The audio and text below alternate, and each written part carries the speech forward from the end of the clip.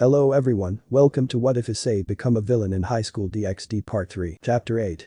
Play my game. Previously we saw Issei come back where he was immediately bombarded with questions from his parents and other members as they all were not getting any answers from him. Aika then makes the mistake of demanding his help as Issei shows that he is not to be messed with. He brings her close to her and yells at her, almost bringing her to tears due to her fear. He then sees his parents defend her, which angers him even more. He berates all of them, and the next time they bother him, he will not hesitate to kill them. He then walks inside, leaving them in fear. As this was going on, Inold wonders on how will she convince Issei to give up his attack when she finds several clothing which she decides to wear after taking a bath. Upon realizing that she was nothing but a pawn for him, she burns them all to the ground. She then wears her Kuo clothing as she goes to shop. As this was going on, Issei and Office were watching an anime when Artemis comes in as she discusses her state of approval. Issei understands this and gives her a necklace that she will make Athena wear to deal with her and she will start to get corrupt very soon. As they go back to watching when Artemis leaves, Kuroka demands where Valerie is, to which Issei doesn't know where she is. Meanwhile, the gods of the Greek mythology discuss on what to do as Zeus agrees to release Nyx. Athena and Artemis meet, with the former checking on videos on Issei and Malak as Artemis gives her a necklace which starts to corrupt her slowly and surely. Artemis then leaves. Moments later all the gods and goddess gather, with some being against the release of Nyx, but they have no choice but to accept Issei's deal.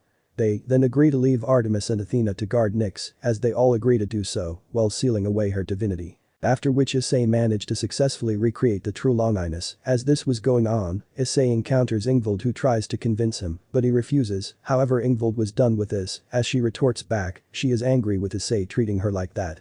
Issei also responds back, however he brings up points that break her down. Inold on the other hand refuses to back down as she stays resilient. Issei is surprised, however he does not change his goals. He walks away, with him planning his next move. The factions then decide what is to be done next, with Ajuka coming up with a suggestion that he should put some girls for engagement. With the girls being unaware of this, they also put Artemis's name on it, causing her to be in utter shock and disbelief. She was not expecting her father to agree to this without hesitation. Artemis understands this and shows this to her inner self, with her joining in after the meeting as she asks to talk to Issei due to all of this. Underworld, 6 p.m. The DXD group could be seen with tired looks. None of what they were doing was making any sense. They tried to find any leads to the droid army, as well as Malak, but they were finding none.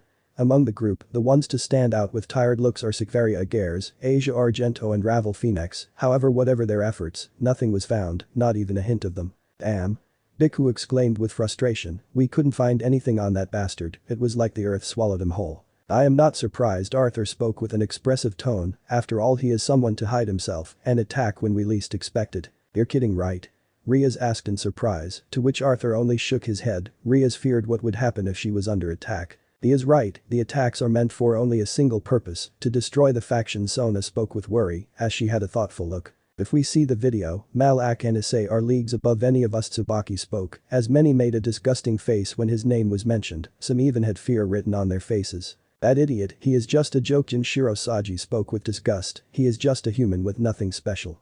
He remembered that his own family treats him with indifference. That human was the only known being that could go toe-to-toe with Malak and win, Sona told Jinshiro, who clenched his fist in annoyance, and besides he is the Red Dragon Emperor, who even was able to take down Azazel without his gear. Sona continued, as Jinshiro became angrier at this, clenching his fists tighter. Damn bastard, he is not only the center of attention, but he will have the same benefits I enjoyed. Dai thought angrily, he was not happy with Issei's success. What happened? How did this even happen, under our noses? When did he grow up? Aika thought with sadness and fear, she was imagining her brother at the top. Then how can we ask for his help? Sayard Bale spoke, as Tsubaki responded. We have to release Nyx. Tsubaki spoke, which shocked many, we have no other choice. He doesn't understand that her being back will bring bad memories for Inold. Dai spoke coldly, to which Sona shook her head and retorted. Sorry, we have no other choice, it is we release her or face extinction. Sona's words made Dai silent as she continued, innocent people lives are in danger, we either do that or they suffer. Elizabeth was watching everything, she had a look of confusion, but in reality, she was laughing seeing them suffer. The look of the desperation on this elite team, for which she drew a smile when she felt Dai's and Jinshiro's gaze. I can't believe I was so blind in thinking that they are our saviors, I should thank Lord Issei to open my eyes. Elizabeth thought with disgust and gratitude, the latter being directed to Issei. The look she received from the boys was anything but holy. She flew off using her wings and headed to a different location in the underworld where Griselda was. She had no time to waste with these idiots. Griselda, I will be leaving, since I have some appointments to do, Elizabeth asked, to which Griselda responded, don't you want someone to accompany you? Elizabeth shook her head upon that, to which Griselda spoke with a smile, very well, you may leave. Elizabeth flew off. She needed to report this to her Lord Issei for telling what is going on. She wanted to get away from them as soon as possible. The girl understood your gaze, my dear host, and even your friends as well, Vitra spoke with a mocking tone, mentally to Saji, which annoyed him. Haidu residence, 7 p.m. Issei was sitting on his couch, bored as always. He always had fun in Hades's domain, where he could talk to Persephone and Hades. He spoke with a sigh. Hey Drake, any ideas to cut the bored day? Issei asked his best friend, to which Drake asked, nothing, ever since you succeeded in recreating the true Longinus, the other holy artifacts have been a piece of cake. I would suggest you to train, but at this point, you know all possible ways to activate the full power of any sacred gear, and honestly, you can even take on the gods at this point, so even. I am out of ideas, Drake spoke sadly, as Issei and Drake sighed, there was nothing to do. However, moments later, a magic circle opened up as Issei spoke. Maybe this day will get interesting, Issei spoke, with Drake nodding agreement. However, before Issei could move, he seemed to be smothered by something. Once he saw what it was, he had a flustered look as a voice spoke. I shouldn't have been in a rush. Issei recognized the voice to be Artemis. As she looked down, she saw Issei, but not with a pleasant look. I am only going to give you 3 seconds to get up before I shock you with lightning slayer gloves, Issei spoke coldly and with a threatening tone. Artemis, realizing this, immediately blushed and jumped off and apologized profusely with constantly bowing down. I'm so sorry. I didn't mean to do it. I won't repeat it again, Lord Issei. Drake was laughing his ass off, which annoyed Issei. He looked at Artemis and composed himself as he asked, what are you even doing here? Artemis took a moment to compose herself as she spoke seriously. I have a good news, a bad news and a request. Artemis's words made Issei understand that must have been why she was in a rush. He sighed and activated Dimension Lost to make sure no one hears their conversation. The dimensions were soon altered. Speak. Issei commanded as Artemis spoke with a serious tone. The good news is that the goddess Nyx will be released soon. This made Issei's mood change from a neutral one to a happy mode. He was pleased with the news. Good, very good, everything is going as I have foreseen, Issei spoke with happiness. He knew that the one in front of her was a copy of Artemis, not the original one, whom he can reward. He also remembered the bad news and request. Go ahead with the bad news, Issei commanded seriously, to which Artemis asked. You may not like this one, are you sure? Issei sighed and spoke. Look, I know that the factions ain't gonna release her without some restrictions.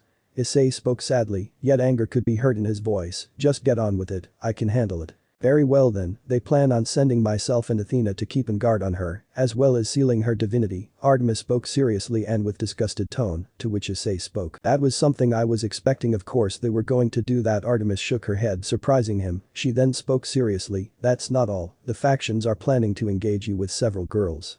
Issei widened his eyes and shouted. What? Explain. Artemis nodded, not affected much by the command, as she explained everything that happened in the meeting.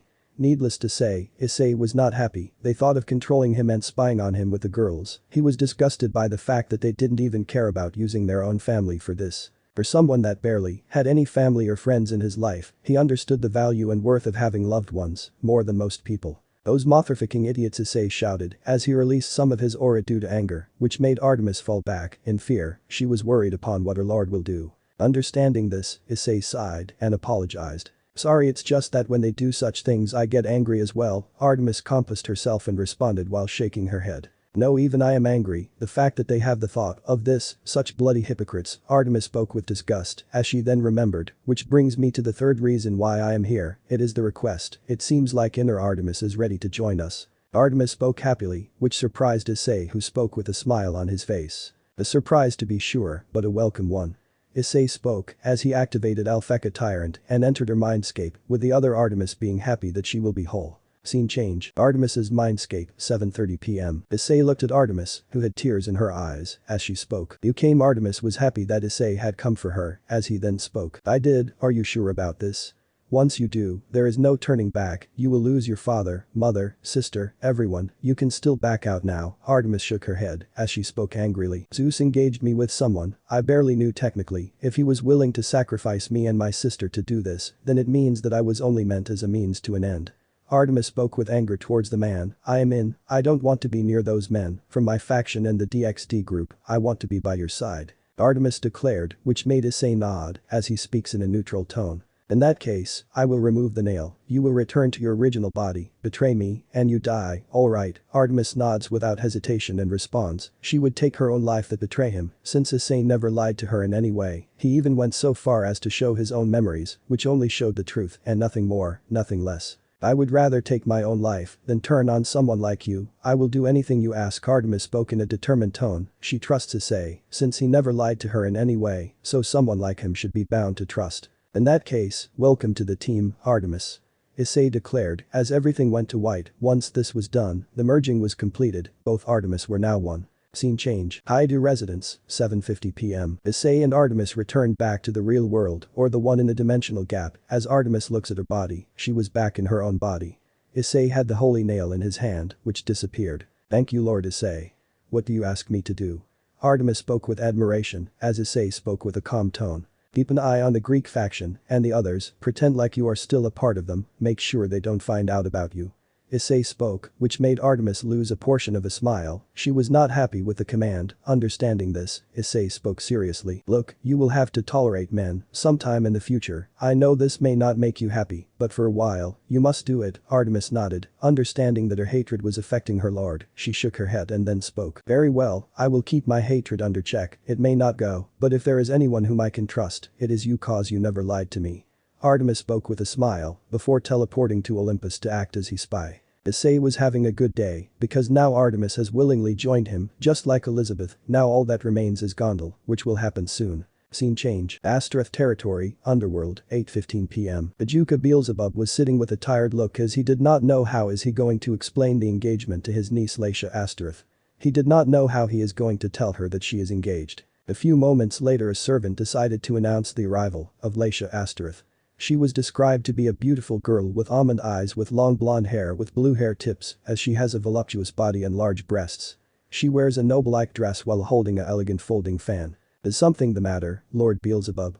Laisha asked incredulously. She was surprised to see her uncle here, but no matter, it has to be important. Laisha, I have something to tell you. Ajuka spoke with a serious tone that made the Astaroth heiress shiver. She has rarely heard Ajuka in this tone, to which she spoke with a tone that had hints of nervousness. Uncle, you are making me concerned. Did something happen?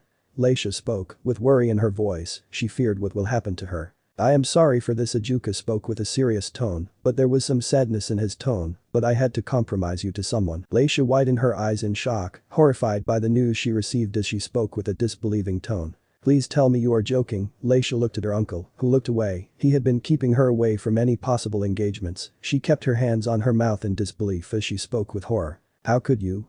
Laisha asked, to which Ajuka spoke in a sad tone. Look, Laisha, I am Laisha, interrupted her uncle and responded in a cold tone. Save it, I don't want your apology. Who is it? Huh? Ajuka was surprised by what had happened, to which Laisha responded with a slightly raised tone. Who is it? Ajuka looked away. He didn't even consider her opinion or love life before going ahead with this decision. It's the Red Dragon Emperor, Issei Haidu. I see. Laisha spoke in a tone that lacked emotion. She knew him very well, although she never met or talked to him. She has heard stories from Riaz and the others, but she did not believe them until she meets him in person. Laisha, please, I am. Ajuka tried talking to her, to which Laisha spoke coldly. You should have told me before coming up with this.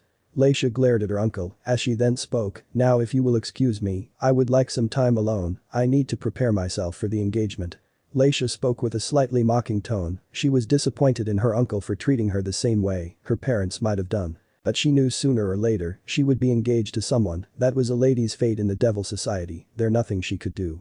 Her uncle did protect her for a long time. Ajuka felt helpless seeing the situation. He was the one to do this to her, as he came up with the idea of pairing the girls with the Red Dragon Emperor. Scene change. Second heaven, 8 p.m. Are you serious? A woman shouted in the corridor. This was Marana Shiratova, who was a girl with cyan hair and amethyst eyes. She wore a flower on her hair and carried a parasol. Her expression was not happy. She also wore a dark-colored skirt which was sleeveless, along with leggings which reached her calves. She also wore a covering around her chest area. I am sorry, Marana, both you and Elizabeth are engaged. I am sorry, Marana, both you and Elizabeth are engaged. Michael spoke with a tone of sadness, as even Elizabeth was shocked by this. However, she feigned disbelief. Despite this, she was still horrified that Michael would sacrifice her and Marana. She lost any and all remaining faith she had in the Angel faction. No, I refuse. This is unacceptable. Elizabeth shouted in anger. She was not happy with what had just happened, if anything she was angry, but even that was fabricated, so as to not arouse suspicion. At this point, she would rather be with Issei than with these hypocrites. You have no choice in that matter, same goes for both of you. Michael spoke seriously, but he was not happy too, with what had happened. Elizabeth stormed off, while feigning fury, as Marana exclaimed, "Elizabeth, wait." Marana gave a side glare, before following her friend, both hated this engagement. Michael was ashamed at what he had done. Once she went out of sight, she desired to go to Lord Issei, as she remembered that a few things have happened. She still had a small portion of her consciousness inside of her that still believed in what Issei was doing was wrong, but unlike Artemis or Gondal, hers was sealed away. She could neither interact nor do anything with her. That was until now, when she sensed someone was in her body. She was shocked to find it was Elizabeth. The reason was that, in reality, a very small portion of her original personality and memories remained, an oversight that even Issei could not imagine or predict. Since he was in a rush to merge dark light with her, he had to force even her inner personality to accept with him, since her holy light would reject and eliminate the dark light. This was due to her holy reserves being massive. If he didn't use the dark light, heaven would detect her fall and would cast her out, so as to keep her as a spy for Issei, had to make it as quickly as possible, and he used the more holy nails to make it as quick as possible. This resulted in her original personality being nearly erased. Detecting her now sensible presence, Elizabeth spoke to her inner self. "So you see it now, Elizabeth, Michael only sees our Lord as a greedy and jealous man. I hope you are watching, because soon, you will realize how far the angels have fallen. Even Gabriel failed to see the truth about our Lord." Elizabeth flew towards Issei. With her inner consciousness, although weak and small, she was able to see what the angels really were. She wanted to talk to Issei about her willingly joining Issei. However, unbeknownst to anyone, even Issei himself, Issei found a way to create mindless slaves, meant to spy on the factions. Scene change. Highschool residence, 8:15 p.m. Issei was happy with what had happened. He was thinking on how he should free Nyx, since he is not going to accept those girls to build relationships with the factions. He hated that they even would use their own people for forwarding their goals. He pitied those girls. But the Issei was surprised to see a magic circle open up as it was revealed to be Elizabeth. "Lord Issei, I am sorry for coming in unannounced," Elizabeth spoke with a guilty tone, to which Issei shook his head. He was happy that unlike Artemis, she did not make Issei experience her chest, which is surprising for a virgin goddess. "No, it's fine, tell me what is that you wanted to tell me, and before you ask, I am aware of what happened in the meeting, Artemis told me about it." Issei spoke. Elizabeth shook her head in response and spoke. "I am not here to tell you that, you see this is what happened." Elizabeth then explained to her that some of her personality remained in her original body, and this was due to Issei using too many holy nails, something that would completely separate the original from the copy. Issei was left bewildered as he spoke with frustration. I was not expecting this, an unknown variable. I should have known angels were known for their blind loyalty, but this is not what I was expecting." Issei looked at Elizabeth and asked, "So I need to talk to her true personality, is that it?" Elizabeth nods in agreement, to which Issei sighs. He activates Alpheka Tyrant and enters inside. Scene change. Elizabeth's mindscape, 8:30 p.m. "Hello Elizabeth, what happened?" Issei spoke with surprise. He saw Elizabeth crying. She was constantly rubbing her eyes. What she saw and heard completely shattered her. She was not chained unlike Artemis or Gondal. I believed them, too trusted them. I always thought this was the right thing. Tat serving God was right, and those that served God was right. Elizabeth spoke while crying and sniffling, but I was wrong, Tay only saw him as a pawn, that's all. That damn Michael. Issei thought in anger. He now understood that the other girls must be going through this. He hated Ajuka for even come up with this idea. Despite this, he couldn't feel sympathy for her due to his past. "So what do you want to do?" Issei asked to Elizabeth. She cried for a moment and then snapped out of her nature and spoke. "I want to serve you. You have never lied to me on any occasion, never done anything behind my back. I desire to serve you and not the heaven anymore." Elizabeth's voice was determined, to which Issei spoke with a sigh. "Very well, I will remove the nail, so this would undo the merging, but you will be completely loyal to me, betray me in any way, Elizabeth, and you will die." Issei spoke seriously, to which Elizabeth nodded without hesitation as she spoke. "I am yours to command, you never lied to me, I am ready to join you on my own accord." Issei nodded and decided to remove the nail. Elizabeth gave him a genuine smile before the mindscape ends. Scene change. Highschool residence, 8:45 p.m. Issei had a holy nail in his hands as he then looked at Elizabeth, who had woken up in the real world. As she looked at her hands, she was back in her real body. The holy nail disappeared as Elizabeth bowed in front of him and spoke gratitude. "Thank you for this, Lord Issei." Issei nods in response before she leaves to continue spying for Issei in the Heaven faction. She still needed to explain herself to Marana Shiratova so as to not make her get suspicious of Elizabeth's actions. Life is good, Issei spoke with a smile, as two people have joined him willingly and are loyal to him. He just found two good allies, one being Elizabeth and the other being Artemis. Now all he had to wait was for the factions to send them someone so that he could play along with them. He had other plans for them. He also needed to research about this phenomenon which took place with Elizabeth. He knew that he could use this to his advantage. Scene change. Time skip. The next day. Highschool residence. 4 p.m. Issei was seated on a chair as he was waiting for the leaders to show up. As he sat on the throne, he knew from Artemis that the meeting will be at 4 p.m. before Graphia even informed him about it. Issei was excited, not because of the faction leaders, but to meet Nyx. He just wanted to hug and be with her. After that, he felt love for her, but was not ready to confess yet. The magic circle then opened up, and this belonged to the Gremory clan. He understood that this time, Serziches had personally come to get him for the meeting. Issei's stance unnerved Serziches, however, he controlled himself and spoke. Issei Haidu, you need to come for Issei interrupted him and responded, yeah I am aware, let's get this over with. Issei spoke in an uninterested tone, which did take Serziches aback, but given his nature, it was to be expected, as Issei walked towards the circle, and both men teleported themselves to the meeting location. Underworld, 4:30 p.m. Welcome Issei Haidu Serziches declared in a seemingly friendly manner, but he had to not make a mistake. As Issei scanned his room, he saw the leaders for the devils along with Graphia, leader of Fallen, Norse, Greek, Yokai and vampires. He also looked at Artemis and Elizabeth giving him a smile, to which he internally grinned. His allies have well adjusted themselves to the situation.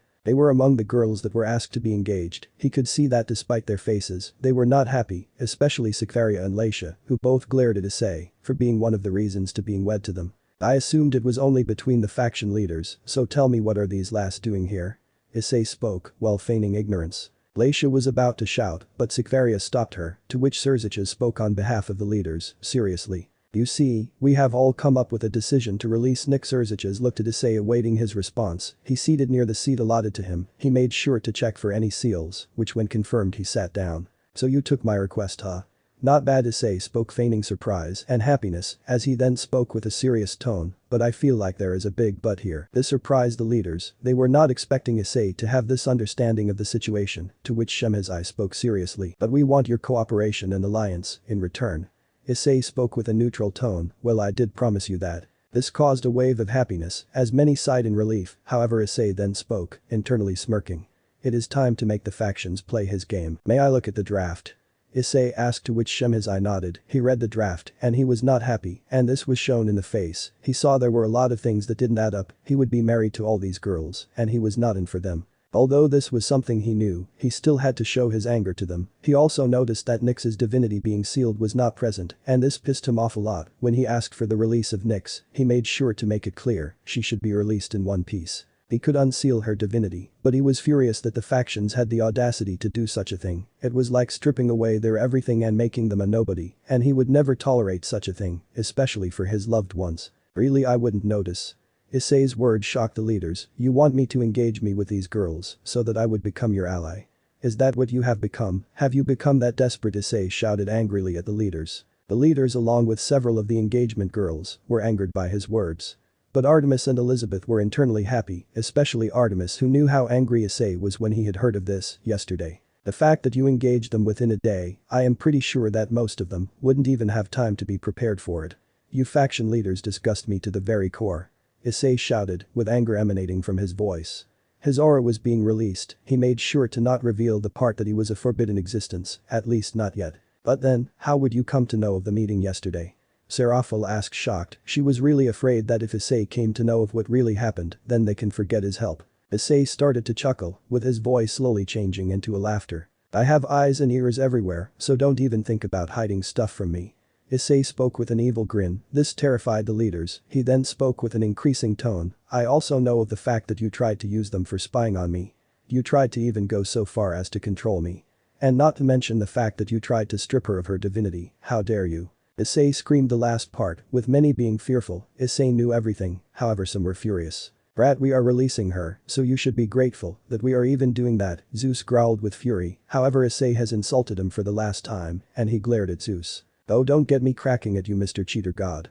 Issei shouted, making the Thunder God grit his teeth in fury. Many were shocked at Issei's words. He disrespected the Thunder God right in front of everyone. What if I stripped your divinity? It is almost like stripping away your nature. What if I did the same to you, Cheater God? When I said to release Nyx, there was no strings attached. Issei shouted even more, which made many furious, especially Zeus, however Issei was equally mad. Artemis and Elizabeth were enjoying the scene, however even they know Issei was not even done yet, he also told them that he was not even done yet. Issei spoke with a frustrated tone, after making a sigh. You know what, I will do it myself. Issei's words shocked many of them present, he used his ring and opened up a portal directly to Nyx's prison. He was in the portal for a while, as he used god-slaying magic to nullify all the seals that was put on Nyx. He then came out moments later, as he spoke with a mocking tone. You know what they say, if you want to get something done, you should do it yourself. Issei then looked towards the portal and spoke with a loving smile, come on out Nyx. Issei's words shocked everyone, he managed to undo seals that were meant for gods. A few moments later, a beautiful young woman with the cute face of a child that has long black hair and with pointy ears. She wears a cute frilly dress called godly virgin killer clothes that has a corset jumper skirt. Her body also gives out a tremendous dark aura.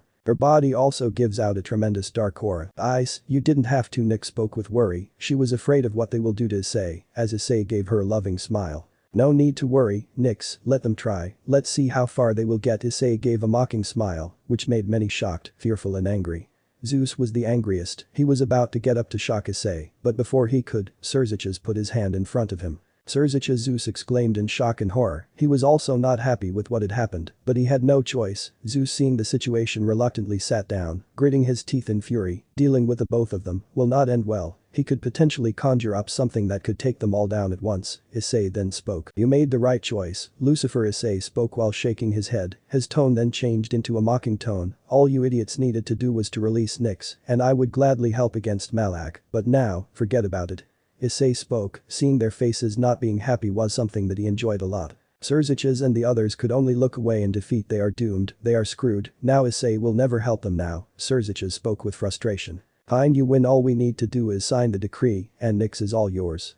Sekiruuyetei gave up, all hope was lost, seeing them in despair was something he was going to enjoy the most. However, he was not done yet, he needed to teach them a lesson, to not manipulate him ever again. He saw the leaders signing them one by one, he was happy that everything was going the right way, he waited for his right time to strike. Once this was done, they gave him the paper, which he put it in a pocket dimension, as he did. But we are not done yet, you still have to pay some interest. Issei spoke mockingly with a sinister grin, which made the leaders worry. As Sekiruuyetei spoke while glaring at him. What do you want now? Issei chuckled evilly, as he dashed towards Zeus and Ajuka. Before anyone could react, he had grabbed the two by their throats and threatened the rest of the leaders. Make a move against me or Nyx, and I will kill them. Before anyone could react, the three were gone. Issei had used Dimension Lost to enter into his own world, making many worry for him. A few moments later, they both appeared. Zeus had several wounds on his body, and Ajuka was terrified beyond capacity. Whatever Issei did to them, they both were alive however, with one being in anger, while the other being in fear. Remember this, never try to control a dragon ever again. Or you too will regret it. Issei exclaimed, before walking away towards Nyx, who was worried for him. Issei assured her that she was fine. Sekiruuyetei and the others came to the aid of the two, as he shouted, why did you do that?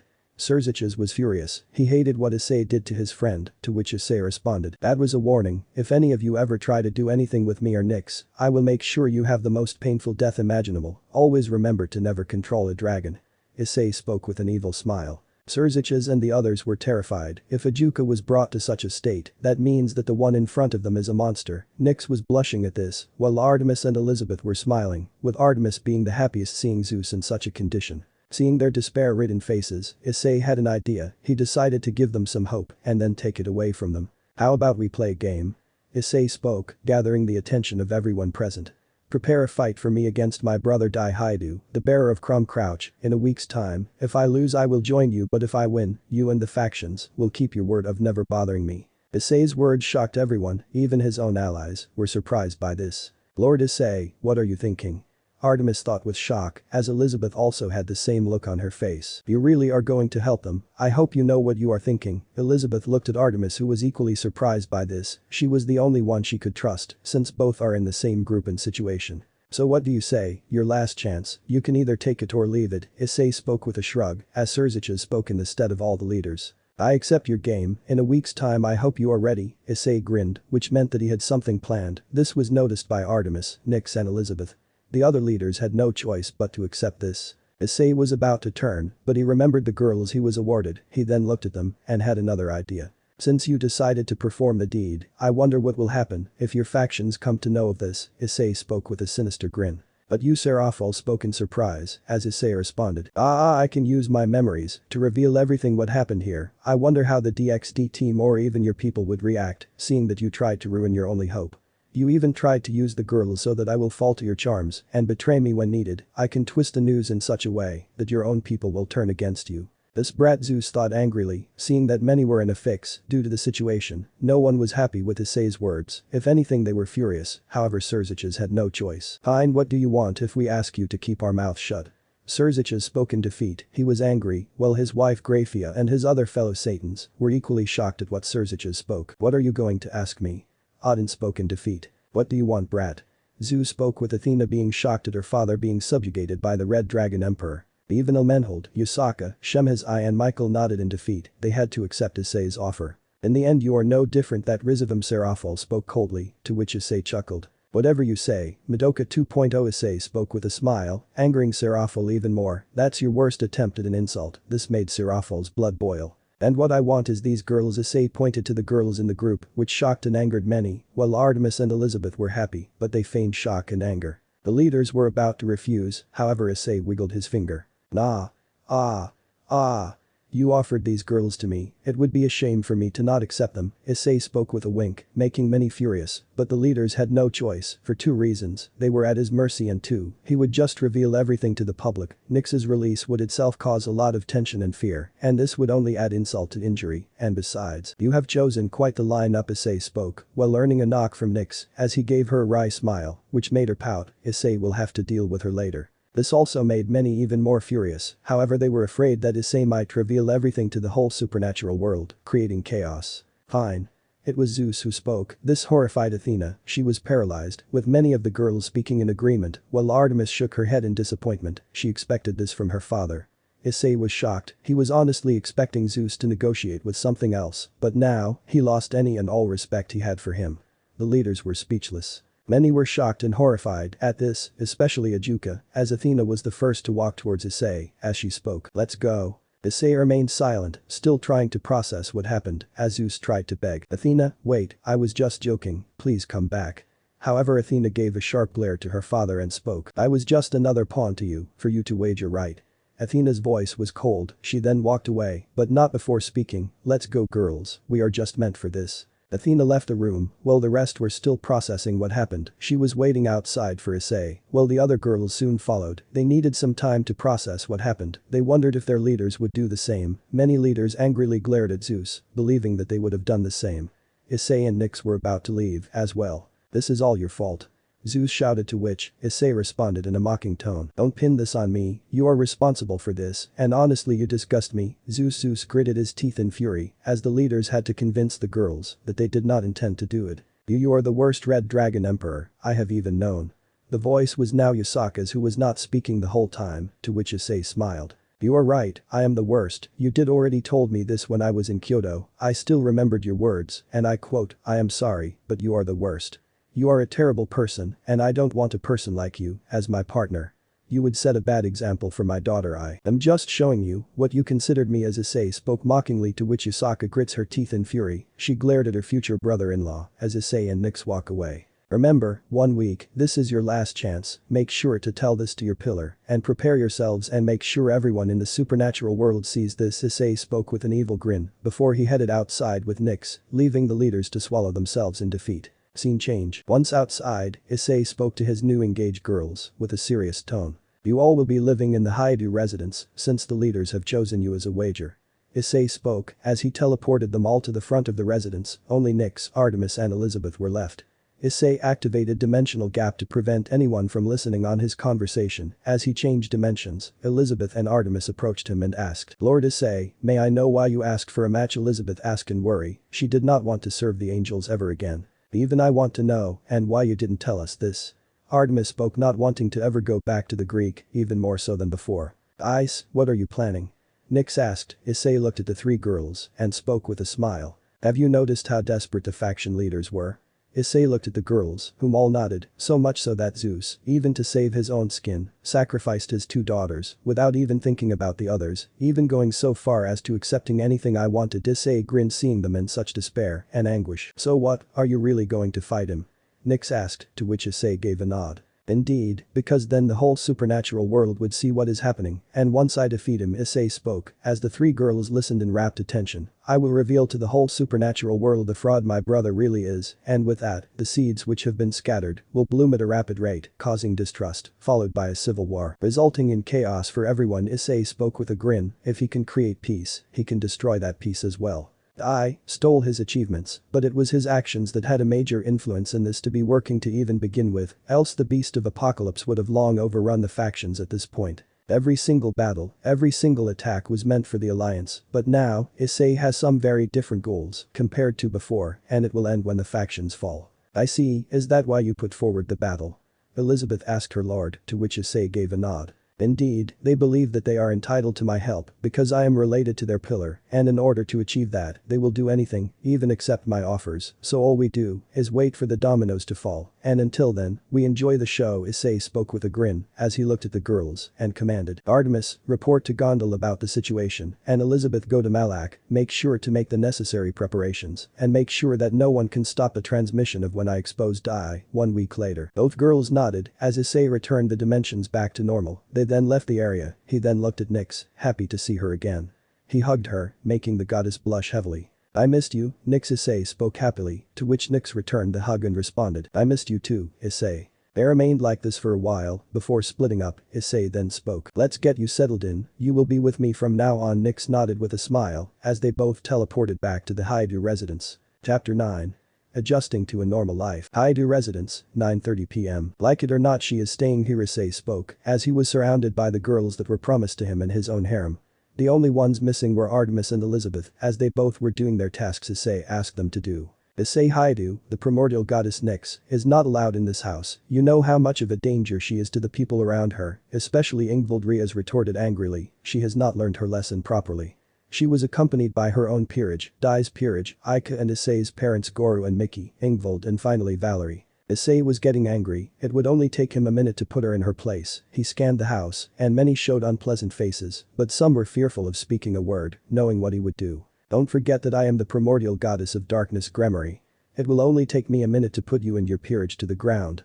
Nyx reacted to Ria's demands. Issei was happy that the girl would defend herself. He also looked at Ria's expression, as she was starting to lose her confidence. Nyx was no joke, she could easily take on her and her peerage. She looked towards Dai, who was gritting his teeth in anger. She hoped that he would intervene and stop his brother. Issei only looked at him and smiled as he asked, what's the matter brother, cat got your tongue? Issei's tone was mocking, which made most of the Gremory peerage angry due to what Issei had said about their love. As he spoke, didn't your brother already tell you about the situation? Ria stopped for a moment and remembered her brother saying that Nyx has been released due to Issei's actions. He remembered accounting for everything he had said, including his declaration of a fight against Issei, which made Dai relatively scared due to the fact that he will have to fight Issei in a week's time. Furthermore, Dai couldn't refuse or ask for more time, as he was already under suspicion by the leaders, and anything that could expose him would ruin him even further. He had to accept the fight. Not to mention Crom Crouch mocked him for that. This was due to the fact that his lies will soon be exposed, as his strength was not that strong. He hated his brother for putting him under the bus like that. If anything, everything he had built up will be gone just like that, and he will make him suffer during the fight. He vowed to find a way to take his power and make sure to silence him. So even now, are you going to stop us? Issei asked with annoyance. As Rias looked away, she had to back down. Serziches had told her that Nyx will be staying, and she can't stop her even if she wanted to. But what about Ingvild, don't you care about her? Dai asked, which made everyone look at Issei again. She will use her for her own nefarious purposes. What will happen if something happens to her? She may even endanger her. Dai's words made both Ingvild and Valerie glare at him. Like I said, not my monkeys, not my circus. Issei spoke with a shrug, not caring for Ingvild or anyone, which made many horrified, as he spoke while rubbing the bridge of his nose. If we are done, you can leave, and just think, why would she need Ingvild now? No one had any answer, as they all reluctantly left. He could see contempt in their eyes, especially his parents. They were not happy that one of their enemies is staying with them. Nyx looked at him and asked, do you have to deal with this every day?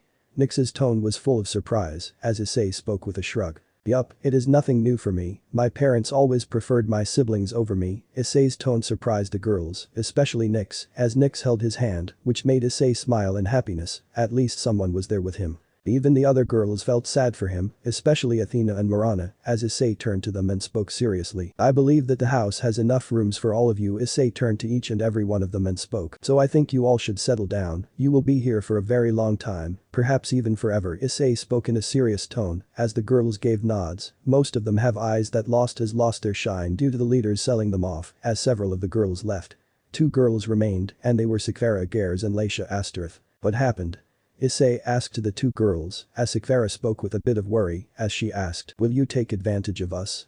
Issei looked at her and sighed, he couldn't blame her for having a question like that, since she was his fiancée. He shook his head and spoke seriously. Look you two, I don't take advantage of women, no matter what, if I would do the deed, it would be with the one I love, that is why if anything our relationship, if we have any, will be purely platonic. Issei's words surprised the girls. Is that clear? Issei asked seriously, to which the girls nodded in agreement as they headed to a random room that they will be choosing. They were smiling, as they were happy, they were now starting to believe the rumors about him were lies. Issei looked at Nyx, as he spoke with a smile. Shall we, my goddess? Nyx smiled in response as she spoke. Yes. Both Nyx and Issei headed to Issei's room, to sleep in one room. He would be sleeping in peace in the Highschool residence after a very long time. The next day, Highschool residence, 7:30 am. Issei and Nyx had agreed to sleep on the bed, as Issei had a peaceful sleep. For a very long time, he was able to sleep peacefully in the house he had. He woke up, as he rubbed his eyes, he could see that Nyx had grabbed him like a teddy bear, not caring for anyone that sees them. Nyx. Issei looked at Nyx, who also woke up, rubbed her eyes, and spoke with a smile. Morning, Issei smiled at her, he did not mind if she slept close to him. After a few moments, they both woke up, as they brushed their teeth and started to head down. He saw that the table was lively, with everyone enjoying a meal, like nothing ever happened. As Issei went down, they heard his footsteps, and immediately their lively mood went with it. They started to eat their food as if something was wrong. Issei and Nyx took their food and watched how the people did not even talk to them at all. Some were even giving them side glares, as they knew that she was not welcome here, but couldn't say anything as Issei might do something really terrible. Issei sensed this, as Nyx looked at him, she was also feeling uncomfortable, he was having an unpleasant expression. He then spoke angrily. Look, if we are not welcome here, you can just say it, I don't appreciate you giving someone that actually cares for me such an attitude. Issei's words surprised everyone, as Goru spoke seriously. We don't mind you being here, it's just that. Issei got even more angry, as he slammed the table and exclaimed. Just what?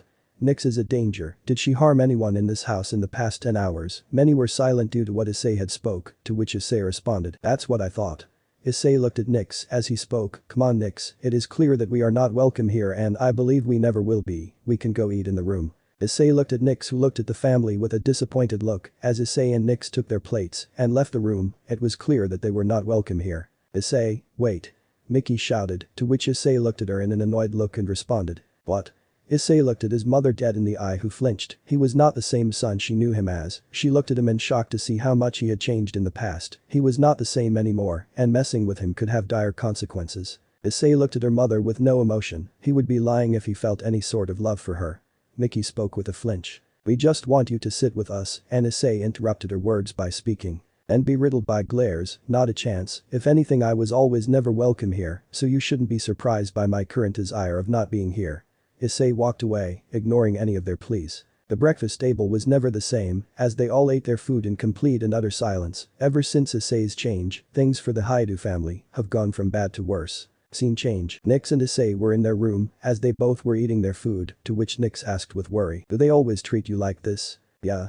Issei's words surprised the primordial goddess. She looked pretty sad, as Issei continued. If anything, at this point, I am used to it, but even then, I am close to snapping if anything, and someone is going to get hurt really bad. Issei spoke with a serious tone, which made Nyx shiver. She was not worried for Goru and Mickey. No, she was worried that the one she cared about might fall into his anger. Issei, understanding this, spoke while keeping his hand on her own hand. I know you fear for what I will do, but you are one of the few that I care about. No matter what happens, I will not hurt you. Issei declared seriously, that is my word to you. Issei ended with a smile, which made Nyx happy. She smiled genuinely in response, as they continued their meal in peace. Scene change. Nyx was walking through the corridor. She was going to get some food stuff so that they could watch a movie without a problem. Nyx, can you come here for a minute? Nyx turned around the source of the voice, and this was revealed to be Goru, as she was not happy to see him. Along with him were Dai's peerage with Ria's Gremory, who all looked at Nyx, along with Dai and Ika. "What do you want, Mr. Haidu?" Nyx spoke seriously and with some anger laced in her voice. Goru spoke in response. "We just want to talk to Iau, it's about Issei." Nyx widened her eyes as she then asked, "What exactly do you want to talk to Issei about?" Nyx spoke in a neutral tone as Goru looked at Nyx and spoke. "We want you to." Nyx kept her mouth on her hand as she was hearing what his father was telling her. Tears started to fall from her eyes. Meanwhile, Issei was walking from getting some Diet Coke. He entered his room to see Nyx absent. He worriedly went outside as he saw Nyx on her knees, crying. He glared at the ones that did this. If he was not furious on his parents before, he was certainly now. "What did you tell her, father?" Issei exclaimed in fury. Goru and the others were fearful since Issei was getting angrier every second. "Ice, am I really the one ruining your relationship with your family?" Nyx spoke with sniffles. He widened his eyes in shock. His shock changed into outrage this time. He understood what they must have told Nyx and he clenched his fist in rage. Issei's hair covered his face. He looked at his father, walking slowly towards his father. Before anyone could react, Issei gave Goru a punch to the face that sent him flying. "Goru!" Miki shouted, rushing to her husband as he saw that he had a broken nose. "I can't believe you." Issei spoke with a low tone, masking his anger. "I can't believe I called someone like you my father." Issei put an emphasis on my. He despised what his father did. Nyx was worried. She had never seen Issei angry, but now she knew how much damage his parents, or should she say so-called parents, did to him. "You scum!" Issei dashed to his father, and before anyone could react, he picked his father up by the throat and started choking him. He was struggling to keep up with his anger. "What did she do to you?" She was minding her own business. Issei's pent-up anger was being completely released. None dared to make a move. Issei was releasing his aura that was nearly suffocating everyone, except Nyx. Even the new guests were terrified and decided to stay up. Ingvild also agreed to stay up, not wanting to get involved with anything Dai wanted, but she was terrified of what might happen. Only Athena was okay, but she was worried about what Issei might do. Issei slammed him to the ground, making him cough up. The whole ground beneath them shattered as he looked at Dai. He was responsible for every single suffering in his life. Dai was scared shitless. He has never experienced his brother's wrath before, and now, he felt like he was done for. "Now you see, this is what happens when you piss off a dragon. I can only pray for your survival." "Nope, just kidding. Hope you die a horrible death, Dai Haidu." Crom mentally told his host in a mocking tone. He enjoyed seeing him in this state. "I swear Dai, I will make your life as miserable as possible. Once the duel begins, I will destroy you to the very core, just like I am going to do with this sorry excuse of a father." Issei screamed at Dai, who fell on the ground, fearful of what might happen. He couldn't move due to being paralyzed by fear. Aika was on her knees. The aura was suffocating enough, but combined with the fact that he threatened his own brother, scared her to even think properly. The same could be said for the rest. Issei started to slam him to the ground repeatedly, each blow destroying some of his bones. He was screaming in pain. His spectacles were shattered completely due to the blows. Goru screamed in pain as he had severe bone damage and internal bleeding. He then sat on him and started punching him in a rapid-fire manner. Issei did not stop. All that anger, all that rage, was being shown. He has had enough of dealing with his parents' nonsense. Time after time, he tried proving to his parents that he could be a capable man, a man that would handle himself no matter what he does, but all he got was aggression and hatred. Why? I was always the prodigious child. He always got good grades, got good sports results, earned trophies, thus he was like the golden child, while Issei was considered the useless child or the black sheep.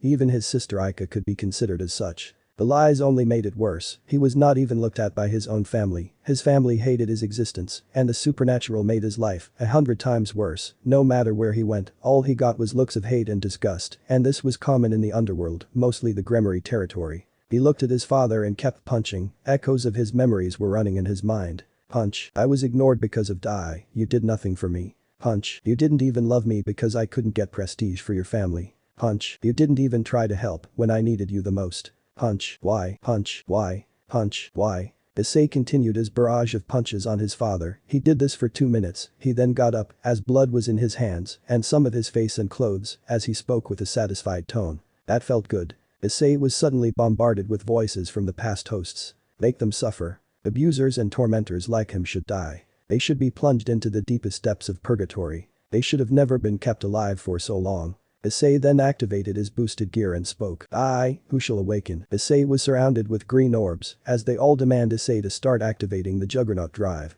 The heavenly dragon who has stolen the principles of domination from God. Issei's body was starting to glow in a balance breaker as he continued. I laugh at the infinite and fret at the dream. Issei's armor started to grow draconic. Just as he was about to say the next part, he felt someone else shout. Issei, they are not worth it. Issei turned his attention to Nyx as she saw her in tears. He then spoke. Nyx. It's me, I know you are mad, but I don't want to lose you, they are not worth the effort, so please stop. Issei stopped the chant. As he took a deep breath, he looked at Nyx. Seeing her sad was the only thing that convinced him to stop. He promised that he will never do anything that would make her sad. Keep this in mind, I will expose you in front of the whole world, that is my promise to you. And like I said before, I will make sure to make our fight as miserable as possible for you, brother Issei shouted as he got up from his father, whose face was barely recognizable. Dai was fearful of what Issei will do to him, as he wondered what Issei had planned for him. As one might say, the anticipation of a threat is worse than the threat itself. He looked at the others, they were still shivering in fear, unable to do anything, frozen completely due to their fear. He then exclaimed coldly and seriously, "Try a stunt like this again, and you will meet a far worse fate than this man." Issei walked away as he gave them a side glare. They were frozen in fear, and they remained that way until they decided to take Goru to the hospital. Issei and Nyx left the room, but not before the primordial goddess of darkness spoke coldly. "You should be ashamed of yourselves." They left the room. Today was a day of enjoyment, but these morons ruined it for them. Scene change. Time skip. The next day. Unknown location. 9:30 a.m. Issei and Nyx headed to Malak's base. There they were called due to Malak finding something important. As they entered in, they were greeted by Grievous, Malak, Kalani, Elizabeth, Gondal and Artemis. "Lord Issei, I am glad you made it." Elizabeth spoke with a greeting smile. You told me that there was something important, so what's the matter? How about I show you instead of telling you this? Malak pointed to two back-to tanks, which were blurred, to not show the bodies. The liquid was too deep for that. Just imagine the liquid to be darkened. Just imagine the liquid to be darkened. Back to tanks, did something happen? Issei asked with concern, to which Malak gave a nod. You see, Issei, these tanks house the now deceased descendants of Asmodeus and Beelzebub. Malak ended the words. As Issei and Nyx were surprised by this, he then asked, "Are they half-bloods, like Inold and Valerie?" Malak gave a nod. Kalani then came in with the statistics. But by the time we found in, they were long dead, decomposing. When we found them, Issei was surprised by this, however he should have expected this. Case in point, both Inold and Valerie were revealed to be descendants of Lucifer and Leviathan respectively, so it would make sense that even Asmodeus and Beelzebub would have a half-blood descendants like them. How long were they dead for? Issei asked. He then continued, because if I remember, devils live for 10,000 years, this includes even half-bloods as well. As Kalani responded, 10 years to be exact. It was unknown how they were killed. Whoever did it must have found a way to do so. Kalani spoke with an interested tone as he decided to research their bodies since there was no trace of them being killed. I see. Issei spoke while rubbing his chin as Nyx looked at him and asked, "So what do you plan on doing?" Issei looked at her and smiled as he gave her a nod as he looked at Kalani and commanded, "Kalani, give me a status report on who these two bodies were." Kalani nodded and spoke. Both the bodies are estimated to be aged around 100 plus years. Since they were devils, there have been no records in any hospitals of the human world. One of the bodies' genetics dates back to Rome, while the other is American. And the genders are identified to be female. Issei widened his eyes in surprise, with Nyx giving him a sweet smile as she speaks. "So were you going to revive them, Ice?"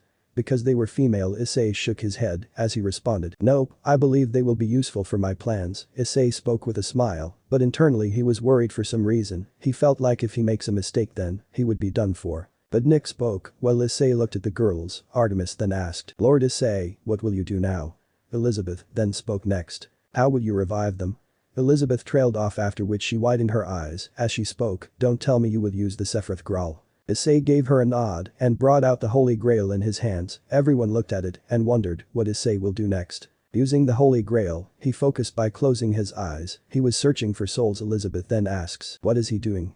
Gondal responded, looking at her, "He is looking for souls." Elizabeth, using that he will try to locate their souls. This went on for a while, after which he opened his eyes and exclaimed, "Found it."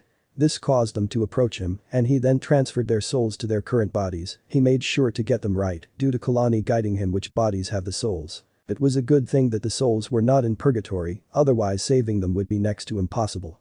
Issei spoke with a happy tone, remembering how difficult it was to save Persephone. "Purgatory?" Nyx asked in confusion, as Issei responded, "A different dimension, where there is no escape. Usually that's what happens to souls that have been destroyed." Persephone was right there. "Wait, Lady Persephone is alive?" Artemis exclaimed in surprise, to which Issei nodded in response. Artemis then asked, "How?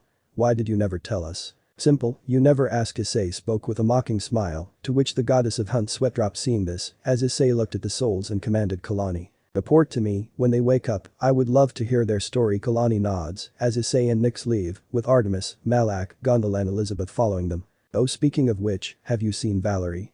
Issei asked, wondering where his spy was. He hasn't heard from her, and he wondered if she was still alive or dead. I asked her to spy on Team/Dog, she has been reporting everything to me, Lord Issei. Gondal spoke, in response, as Issei nods. She is not to be trusted. Gondal, if she does anything that you do not ask her to do, teleport her to me without fail, I will deal with her personally, Issei spoke seriously and coldly, to which Gondal nodded in agreement. Gondal was surprised, she came to know of Artemis and Elizabeth willingly joining with Issei, and was surprised by the sheer loyalty these two possessed. She had heard of what Zeus did, as he spoke in the stead of the other leaders, and like many others she was disgusted. She started to have doubts whether Odin would also do the same. As you wish, Lord Issei. Gondal spoke with a smile, before teleporting back to Asgard to create Volander. Issei then turned to Elizabeth and Artemis, and gave them the respective commands. Keep in mind, you must still spy for me in the factions. I understand that you do not like them anymore, but report them to me. Anything you find, anything off-putting you might find. Issei spoke seriously, make sure to maintain an aggressive relationship with the leaders, being cold and hostile to only them, while maintaining a normal relationship with the rest. No one should know that you are with me. Both the girls gave a nod and spoke in unison in admiration. As you wish, Lord Issei. Both girls teleported back to their respective factions. Issei couldn't make a mistake, especially if the factions have a suspicion on the girls. He had to maintain their relationship. As with Artemis, she still has a relationship with her twin brother Apollo. So what do you want me to do? Malak asked Issei, to which Issei responded. For now, we won't be attacking the factions, instead we will break the morale of the factions. After Dai is exposed, it will cause chaos everywhere, civil war, distrust, disfaith, you name it. People will refuse to believe anyone, especially their leaders. The leaders will try to quell the chaos, and if anything, there is no telling what the faction leaders will do, but all we know, they will be in despair. Issei spoke with a sadistic grin, as Nyx and Malak nodded, as Issei looked at Malak and asked, Malak, make sure that when I expose them in the fight, you step in and mock the leaders right after that. After all, you are the face of this army, so humiliate them and harass them at every step. Give me a heads up when it is done, alright. Issei spoke, to which Malak nodded in agreement. As you wish. Malak heads inside, leaving Issei and Nyx and Issei alone, leaving nothing left. They teleported back to the Haidu residence, where no one dared to ask them anything for fear of what would happen. Scene change. Haidu residence, 11 AM. I was fearful. Yesterday's encounter with Issei showed that he was done being nice. He was afraid of what might happen next. He lied on the bed of his room, seeing that there was nothing that could be done. The leaders believed in him, that he would fight and win against Issei. He was basically their last and only hope. I told you that one day, your time might come. Dai Krom spoke in a mocking tone, his sacred gear manifested in front of Dai Haidu. No. This can't be happening. Dai exclaimed in terror, while shivering. He remembered his brother's words of making his life as miserable as possible. You really are a disgrace of not only a dragon. No, forget a dragon. Krom spoke coldly, venom dipped inside of his voice. There was no one in his world that he would hate more than Dai. He regretted his actions that caused him to be sealed in the sacred gear. No, calling you a dragon is a disgrace to them. You are a disgrace and a pathetic human being. Dai gritted his teeth in anger, as he exclaimed, I have taken everything my brother has worked hard for, all my success came off from him. Unbeknownst to Dai, someone was hearing him. Inold was the one I enjoyed taking away from him. A beautiful girl like her doesn't deserve to be near him. Dai's voice was loud enough for someone to hear him, as he continued to speak. All my life, I have taken everything from him, his loves, his achievements, and everything else. Dai spoke with a mad smile. He then continued, it was easy for Inold and everyone else to believe my lies, because of my reputation. Even Riaz herself fell for my lies, and the best part is that had no choice but to accept defeat, since no one will believe him. You are a sick bastard. Dai, only 6 days remain, enjoy your last days of glory. Krom spoke coldly as he disconnected the connection.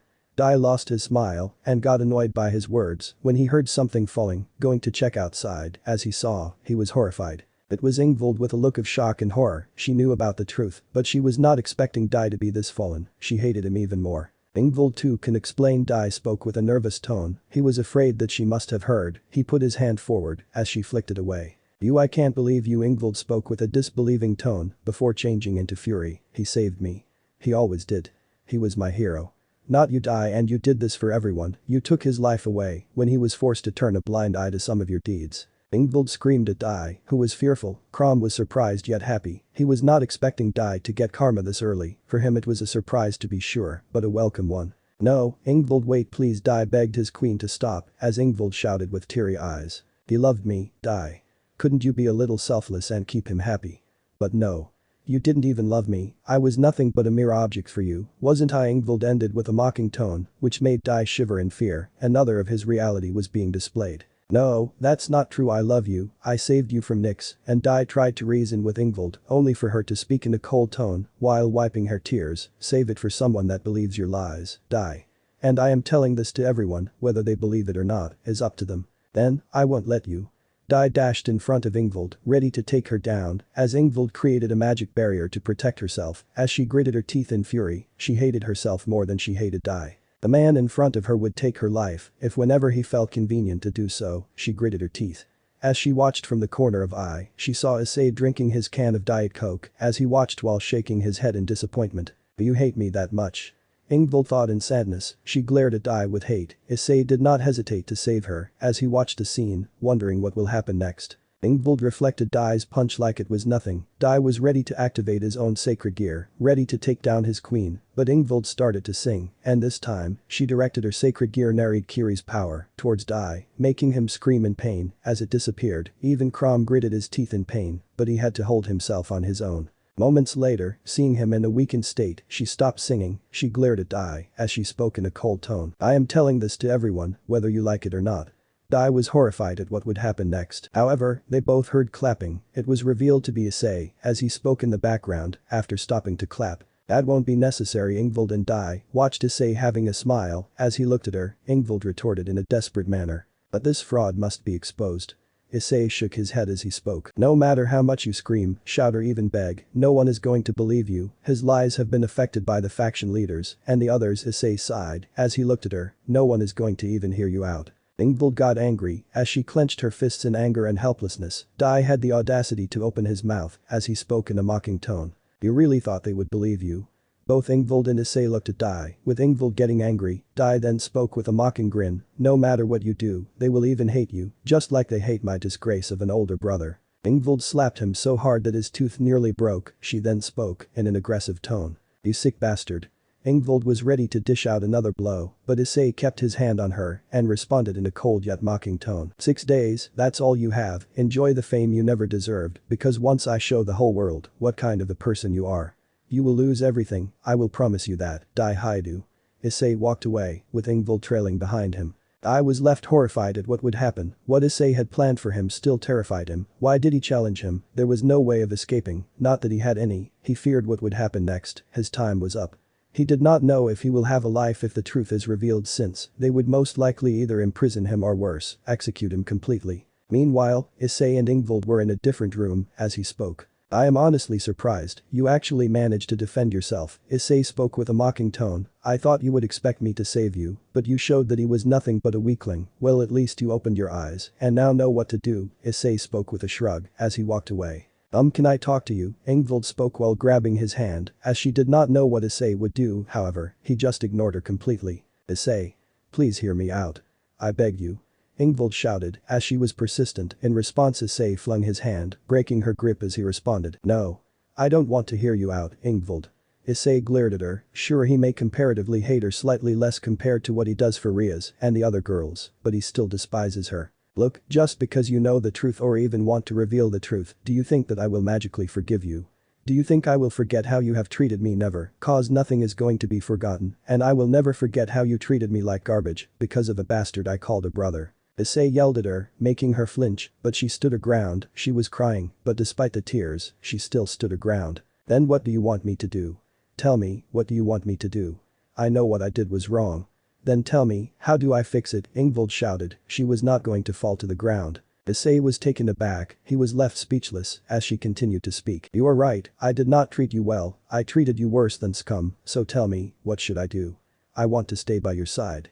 So what should I do to regain your faith? Tell me, Ingvild shouted, with tears falling from her eyes. She was not going to back down, never again. Dai's lies had broken a relationship that would have been the light of Issei's life. So you are willing to do anything?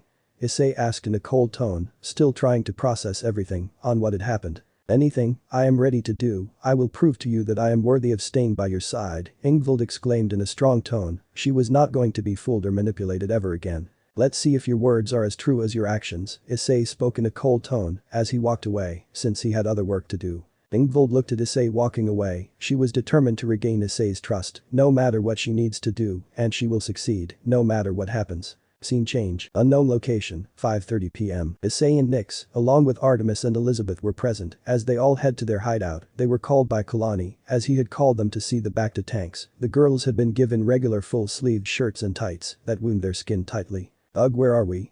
One of the girls spoke in confusion. She was described to be an extremely beautiful woman with long lavender hair, including eyelashes and eyebrows, which may appear blue or white depending on the surrounding lighting. Her eyes were lavender in color, seemingly reflecting the 7 prismatic colors. I don't know, last I remember a fallen angel ambushed and killed me, the other girl spoke in a sad tone. She was a beautiful girl with thigh-length pink hair that had a medium clump hanging over the right side of her forehead, dark purple eyes, an extremely curvaceous body, ridiculously large breasts, and fine hips. She was a beautiful girl with thigh-length pink hair that had a medium clump hanging over the right side of her forehead, dark purple eyes, an extremely curvaceous body, ridiculously large breasts, and fine hips. The battle droid then showed up with the statistics as he spoke. Our lord managed to bring you back to life. The B1 spoke in a neutral tone. The girls were surprised by this. They looked at the droid and realized that they must have been dead for a very long time, judging by the fact that the droid seemed futuristic. Can we meet this lord of yours? The purple-haired girl asked. She wondered who this man was and what he is capable of, and if he was able to bring them back from the dead, he has got to be strong. Either way, both the girls were grateful to whoever this lord is as a droid came, to which the battle droid responded. General. It was Kalani that came close to the girls and spoke with a cheerful tone. Then you are in luck, he is coming to our base. I wouldn't wake up if I were you, your bodies still need to recover. Both girls nodded in agreement as Issei along with the primordial goddess Nyx showed up. Beside her were Elizabeth and Artemis, as Artemis asked, Lord Issei, are these the Satan descendants? Artemis asked as Issei gave them a nod. So he is their lord. Both the girls, though looking at Issei in surprise, he seemed to be decently dressed and decent looking, although they know firsthand how looks can be deceiving since they were both killed by fallen angels. Greetings, my name is Issei Haidu, and I am the leader of this organization. Issei greeted the two girls with a smile as they noticed that the man was not deceiving them in any way. Issei took a seat nearby as he spoke. These are my allies. I think you have met Kalani, right? Issei pointed to the droid general who bowed in greeting. The others are Artemis, goddess of hunt, Elizabeth, the dark angel, Elizabeth Lyons, and finally the primordial goddess of darkness, Nyx. Hello. Elizabeth greeted cheerfully. It is a pleasure to meet the descendants of Asmodeus and Beelzebub. Artemis spoke with a respectful smile. Nice to meet you too. Nyx greeted them with her own smile. They were interested in seeing them. Both girls were on guard hearing that their ally is an angel. The girls on Issei's side were sad in seeing this, but had an understanding as to why this is happening. Seeing this, Issei sighed and spoke. None of us are your enemies. Dark angels are not like traditional angels or even fallen angels. They are a unique species that comes from angels, and they are much stronger than regular ones. Issei explained as he went into a more detailed explanation. He also revealed that Elizabeth is the first archangel, which made her smile with gratitude. I see the purple-haired girl spoke. I apologize for being on guard. No worries, it's alright. I will catch you guys with what happened while you two were dead. Issei explained everything to the girls from the Kuo Treaty, to the Cows Brigade, to Trahixa, to Malak, as he revealed that they are the faction that has been attacking the leaders. The girls took a while to process the information. As they nodded in acceptance, once they understood this, they were grateful to Issei and viewed him as his savior. Issei then asked, he respected their privacy and decided to only revive them instead of checking their lives. Can I get your names? The girls nodded in acceptance as the first one spoke. My name is Quinella Asmodeus, the descendant of Asmodeus. The purple-haired girl spoke respectfully with a smile. And my name is Charlotte Beelzebub, it is nice to meet you. The descendant of Beelzebub spoke cheerfully with a smile. I see, so do you want to join my faction? Issei asked as the girls seemed reluctant. They did not want to turn on their families as Issei spoke. Look, how about I show you the factions for what they really are? Issei transferred memories of his life to the girls as they both widened their eyes in shock. They were devastated that their savior had to go through this condition. Quinella clenched the sheets of her bed with anger while tears fell from her eyes. While Charlotte was devastated, she was profusely crying. She could not imagine her savior going through all this. They hated what the factions had become, as Charlotte spoke with sadness in her voice. How could they do this to someone like you? Issei spoke with a sigh. Even his allies were not happy with his past, they were furious. They often believed the lies of my younger brother, Dai Haidu. Issei's tone was filled with disgust, and now they expect me to help despite everything they did to me. This is what the devil faction has become, nothing but selfish, narcissistic people. Issei declared, as the girls became saddened by this, they owed Issei a lot, and he did not lie to them in any way. The devils will only see you as a breeding tool, since the two of you hold the genes of Satans, they will marry you off to an heir who will probably only want you for your bodies, or worse, my brother, who might do the same. Issei spoke with sadness, he refused to lie to his allies, and only lied to those he deemed as his enemies, mostly the faction leaders. So do you wish to join me now, or you can go back to the devils, who will only see you as a breeding tool, and even the Satans can't do anything, since the council thinks that they control more power than them. Issei spoke with a serious tone, he gave them a choice, and did not force them, which surprised Artemis and Elizabeth, but they eventually realized that they were blinded by loyalty. Their lord opened eyes, had they not listened to him, they would have never realized the truth of their factions. They were eternally grateful to him. The girls looked at Issei and spoke with hesitation, they dreaded the fact that the devils will marry them to someone they don't even know, and even go so far as to lie to them. We accept. Both the girls exclaimed without hesitation, we accept joining this faction over the devils. I would rather die than love a man that doesn't love me and only sees me as an object or as a breeding stock. Quinella spoke with disgust, to which Charlotte agreed to her fellow descendants' words. Well, in that case, welcome to my faction. Issei spoke with a smile, to which the girls nodded in agreement. So what do you ask us to do? Quinella spoke with a respectful tone, as Issei spoke. Recover your strength, it will at least take a day of rest to do so, take your time, cause after that you will be playing a role in my war against the factions. Issei spoke seriously, as the girls nodded, the girls then went off to sleep, as and the others walked outside the medical room, so as to prepare for his next plan. Chapter 10. Faction situation. The next day, 5 days before the fight, Lucifid, Underworld, 9:30 am. Serziches was pacing around the room, he remembered how Issei dealt with Ajuka, he still had fears of what Issei had done to him, and refused to tell anyone about it. What's worse, was that Sekiruuyetei and Laisha refused to come to the Devil Society. To them, they were sold to Issei, to save their skins, and they decided to not contact anyone. Lord and Lady Aguirres were devastated when they heard that their daughter refused to come back to them. They blamed the Satans for this, and are threatening to sever ties if their daughter does not come back. Serziches gritted his teeth, he was anything but happy with this, as he knew that Issei was not someone to be messed with. He was strong enough to deal with a super devil, and a high god class being like it was nothing. But despite this and the doubts he had recently, he still believed that his future brother-in-law, Issei's own brother, will defeat him and get him to his side. Like always, he will solve the problems that they created. Moments later, Grafia had teleported inside, she needed to tell him something important. Lord Serziches, I have something to ask.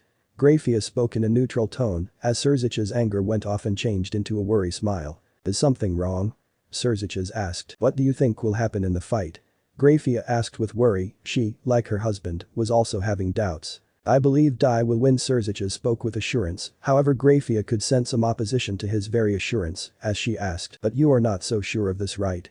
Serziches looked away as he spoke. I have doubts, Grafia, honestly, I am not so sure now. Serziches' words made Grafia worried. Haidu was able to be strong enough to make Ajuka and Lord Zeus terrified of him, he does what he feels like, and taking them both down, seems to be heavenly dragon level, and that was what I fear. Haidu is too strong, so I doubt I would be able to take him. If anything, he might be the strongest opponent I would face. Serzich's tone was serious, as Grafia was now concerned, as she spoke with worry. So will Dai do it?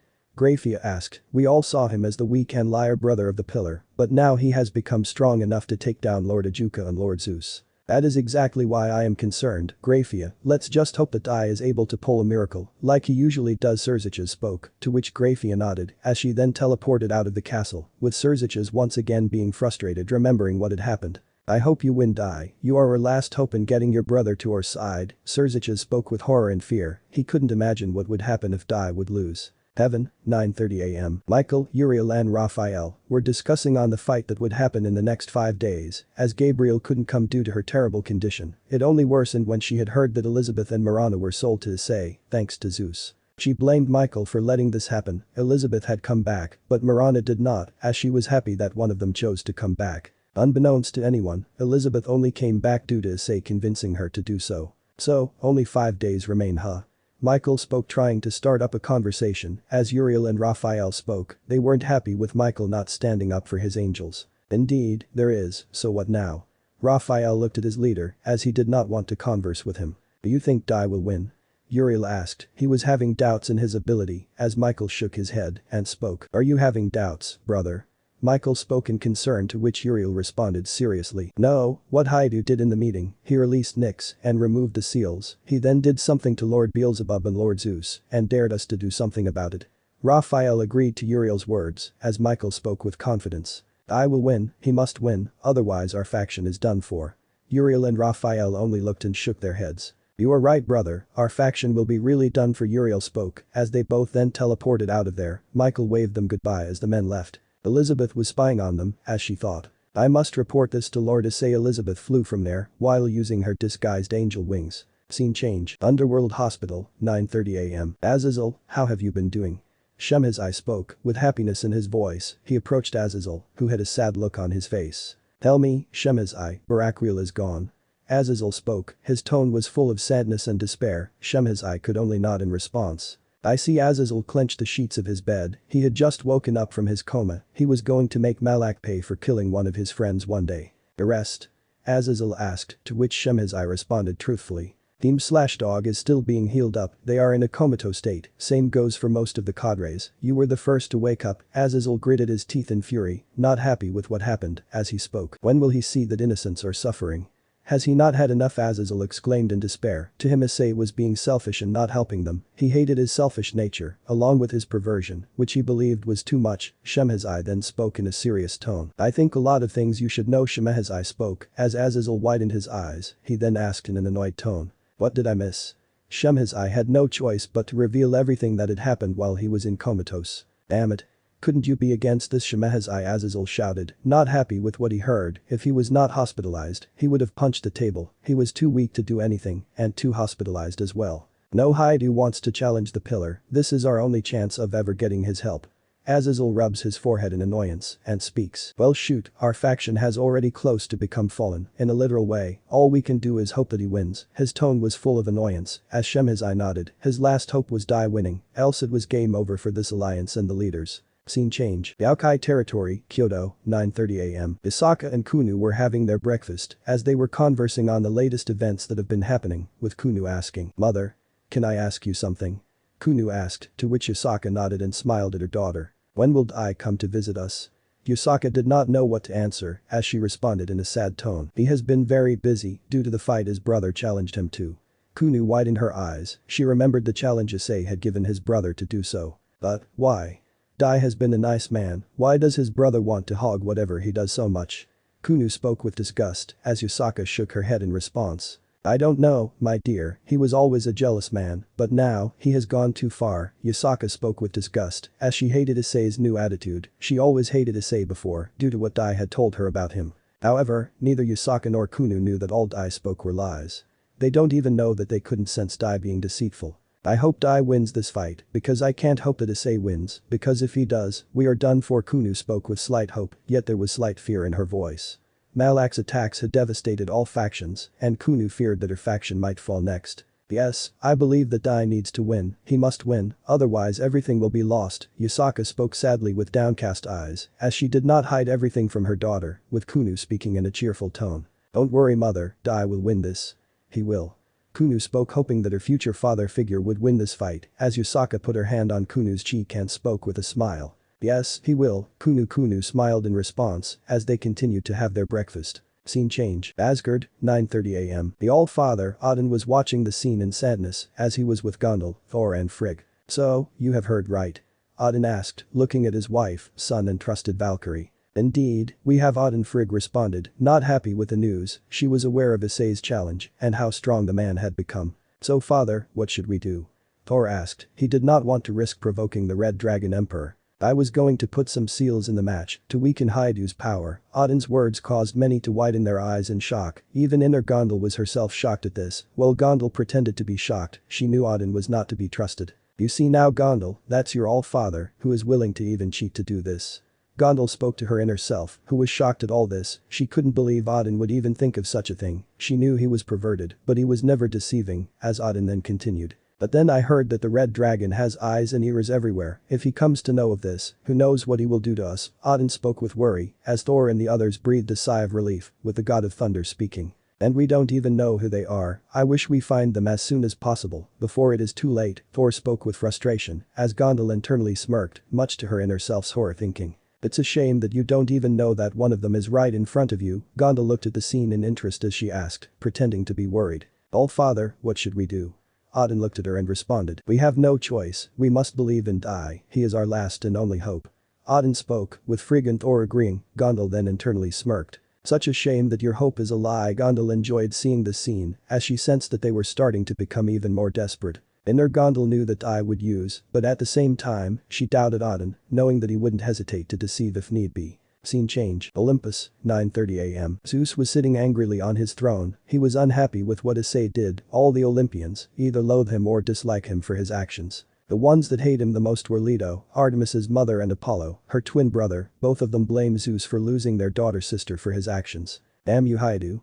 Zeus angrily yelled. His only hope was for that boy Dai to win, otherwise he would lose both of his daughters permanently. His reputation, even among the faction leaders, is at an all-time low, since many blame him for them losing their loved ones, or in Michael's case his angels. He was surprised when Artemis came back, as she responded in a cold manner to him and most of the Olympians, except for Leto and Apollo, both of whom, she was the same, like before, with her being cordial towards only the two of them. I hope that kid wins, otherwise I would lose my girls to the Red Dragon. Zeus declared as he knew that nothing was going to happen. He remembered what Haidu did to him and how powerless he was when he fought against him in the dimension created by Dimension Lost. He couldn't use his powers to defend himself due to him using God's Slayer magic. Unbeknownst to him, Artemis was watching him. She couldn't help but be disgusted to think that her father was no different from most men. She hated what he has become, but at the same time, she was grateful to Issei for making her realize that even women can be like that, as she remembered how the DXD girls were charmed by a man by his looks. Oh, how much I am going to watch you suffer, father. Artemis muttered coldly as she walked away. She was planning to ask Issei whether he could spare her mother or brother, but either way, even if she doesn't, it would be fine. Scene change. Mount Kailash, 9:30 am. In one of the coldest regions of Tibet lies the location of the Hindu faction, one of the strongest and potentially the second strongest faction to ever exist, as Indra and the Trimurti discuss the matchup against Issei and Dai Haidu. So that brat thinks he can win. He is in for a big disappointment. Indra spoke with a mocking tone, as Vishnu retorted, who was described to be a green-skinned human, almost the height of Shiva. He is considered to be on par with Shiva and Brahma. He has limitless bottomless eyes just like Shiva and has superiority which made many lower beings respect him, unlike Shiva that made people terrified. But even then, you cannot deny that Haidu has become strong. Vishnu's words made Indra not happy, but he had to agree that Issei had become strong enough to toy with one of the super devils, like he was nothing. So what should we do? Brahma asked. He was described to be an old man that had a beard similar to that of Odin, and unlike Shiva or Vishnu, he did not seem to be a middle school child. He was much taller, however, like the other gods, he has limitless bottomless eyes just like Shiva and Vishnu, and has superiority which made many lower beings respect and be terrified of him. I don't know, even my magic cannot kill Malak, he is strong enough to even counter my own magic. Shiva spoke with worry and anger. He remembered Malak telling him that he was one of the few to give him a challenge so far, which made the bald man grin in excitement. I think we should hope that Haidu desires to help us. Vishnu spoke with a serious tone, and like his fellow gods, he wondered what will convince Issei to help them. He remembered that he was not someone to be taken lightly. Either way, that brat Dai will beat Haidu. Indra spoke with a confident tone, to which Shiva and the other gods only shook their head. Something told them that it was going to be very wrong in the future. They saw a vision of the future where Malak reigned supreme, wiping out everyone in his path as a shadow looms over him. They had a feeling that Malak might not even be the supreme leader of this new robot faction. But they needed to discern this vision before they could even decide to tell it to their fellow factions or not. Either way, if they had to stand a chance against Malak, they had to find a way to counter the anti-magic robot army he has procured. Scene change. Haidu residence, 12:30 p.m. Sekiruuyetei was walking across the Haidu residence. She did not want to talk to her fellow devils, since her state of mind was not in the right. This was because Ajuka had compromised her with Issei Haidu. She was not going to lie. She was angry that she was engaged without her consent, or worse, she was engaged to the brother of Dai, just so that the devil faction could prosper. She never knew what Issei was really like, and like Leisha, she has never officially met him until 2 days ago. She saw his character, he enjoyed tormenting the factions, and saw his hatred for them. She always wondered why, as due to the fact that he did not hesitate to torment Ajuka and Zeus without any problems. Furthermore, to her, Issei did not show any hatred towards her or Leisha. He even stated that he was not going to take advantage of them, which destroyed any rumors of them, stating that he was a pervert. They were right in not believing them. Sniff sniff. Sekiruuyetei heard some sniffles as she turned around to see her room, as she heard crying. Who is crying? Sekiruuyetei looked around. As she looked around, she saw her friend who was devastated, sitting beside none other than goddess Athena, from where the crying came from. Sekiruuyetei went inside as she was greeted by an extremely sad Leisha. She was wearing a regular gown, she no longer wore her makeup, or even had the eyes she usually did. She remembered how devastated she was when her uncle Ajuka gave her to the Red Dragon Emperor. Leisha had cried endlessly, as displayed by her tear-stained cheeks. Sekiruuyetei was concerned for her friend, as she approached her and asked in concern, "What happened?" Leisha could only point to Athena, who was crying endlessly. Sekiruuyetei turned her attention to Athena and asked in worry, "Lady Athena, what happened? Are you okay?" Athena did not even look at her, she kept on crying, due to what had happened a few days ago. "Lady Athena, please tell us." Sekiruuyetei spoke with concern, to which Leisha responded to her friend's question. "Do you think the factions even care for us?" Leisha spoke with a devastated look, she was unable to handle that they just sold her to Issei. Just like that, there was no hesitation in Zeus's voice, and none of the other faction leaders including Ajuka tried to stop her or convince her otherwise, out of fear. "Do honestly don't know, I think they care for us." Sekiruuyetei tried to fake smile, to convince Leisha, however even she knew that it is not true, since only her parents tried to contact, not even any of her fellow Satans, even tried to contact her as she then asked, "Did your parents or your uncle contact you?" Leisha shook her head in response, as she muttered, "No." This was audible enough for Sekiruuyetei to hear, that is when she heard a voice that had a complete sadness. They both looked to see the goddess of wisdom speak her words. "They won't. Zeus gave me to the Red Dragon Emperor without even thinking twice, and because of him, you girls are also doomed along with me." Athena spoke with tears falling from her eyes. She was devastated with what Zeus did to her. Among all the Greeks, Athena was the most loyal of them. She hated the fact that she was only meant as a bargaining chip just to make sure that her faction remained intact. Along with her being one of the few to suspect Issei, everything she did was for the benefit of Olympus, and he just abandoned her without hesitation. "I am so sorry that you two had to be dragged with me because of my father." Athena spoke with complete devastation as she burst into crying. Zeus completely broke her. "No, it's okay, you are not at fault, it was my uncle's idea to give us to him." Leisha spoke while rubbing the goddess's back. She was equally devastated as her uncle gave her to Issei without even consulting her. At first, she was angry that Issei asked for them, only viewing her for her body during the meeting, but when she asked him this question, he refused to take advantage of her. She was happy with this, which made her believe that he was only putting up the act of villain to harass the factions. But why? All her questions would be answered very soon. Sekiruuyetei clenched her fist in anger. She was not happy with what Ajuka and the other Satans did. She realized that she had to stick together. "But even then, I can't blame Haidu. He did not ask for us in any way." Leisha spoke while trying to keep her calm. "It was our uncle along with the rest of the faction leaders that offered us to him and didn't even try to stop him." Leisha spoke with sadness as tears fell from her eyes, with Sekiruuyetei consoling her friend. "Things have become bad for them, and at the very least they know that Haidu will not try to do anything with them. There is only one thing we can do." Sekiruuyetei spoke in a serious tone. They knew that in their house, only they themselves could stand for each other and must stick together. "What?" Leisha asked in sadness, with Athena looking at her at the same time. "We must stick together, we can only trust ourselves. Since we are in the same situation, we cannot trust anyone completely. Who is going to help us out of this situation? Even Haidu Issei. We are grateful for him to let us have our own rooms, but we know of his violent nature and aggressive attitude, so we need to be wary of him, and I presume he even hates us. Once we know who he is, then only we can trust completely." Sekiruuyetei spoke with a deep thought. Both Leisha and Athena looked at her and spoke. "But Haidu won't take advantage of us, are you sure we should be wary?" Leisha asked, to which Athena responded in agreement to Sekiruuyetei. "He won't, but Sekiruuyetei is right, he hates us, and we should be a little careful of him." Athena spoke seriously, to which Leisha nodded reluctantly. They feared that if they tried to attack or lash out at him, he may do something drastic. They could barely trust anyone except for the others that have been paired with Issei, just like them. He did not hesitate to deal with his father when he harassed Nyx, and who knows what will happen. Haidu doesn't love or care for them, that is one thing for sure they are aware of. "I think we should tell this to Marana as well, she deserves to know." Athena spoke seriously, to which the girls nodded in agreement. They must stick together, as things for them are looking pretty bad. However, unbeknownst to them, Nyx overheard the entire conversation before hiding herself as the girls headed to Marana Shiratova's room.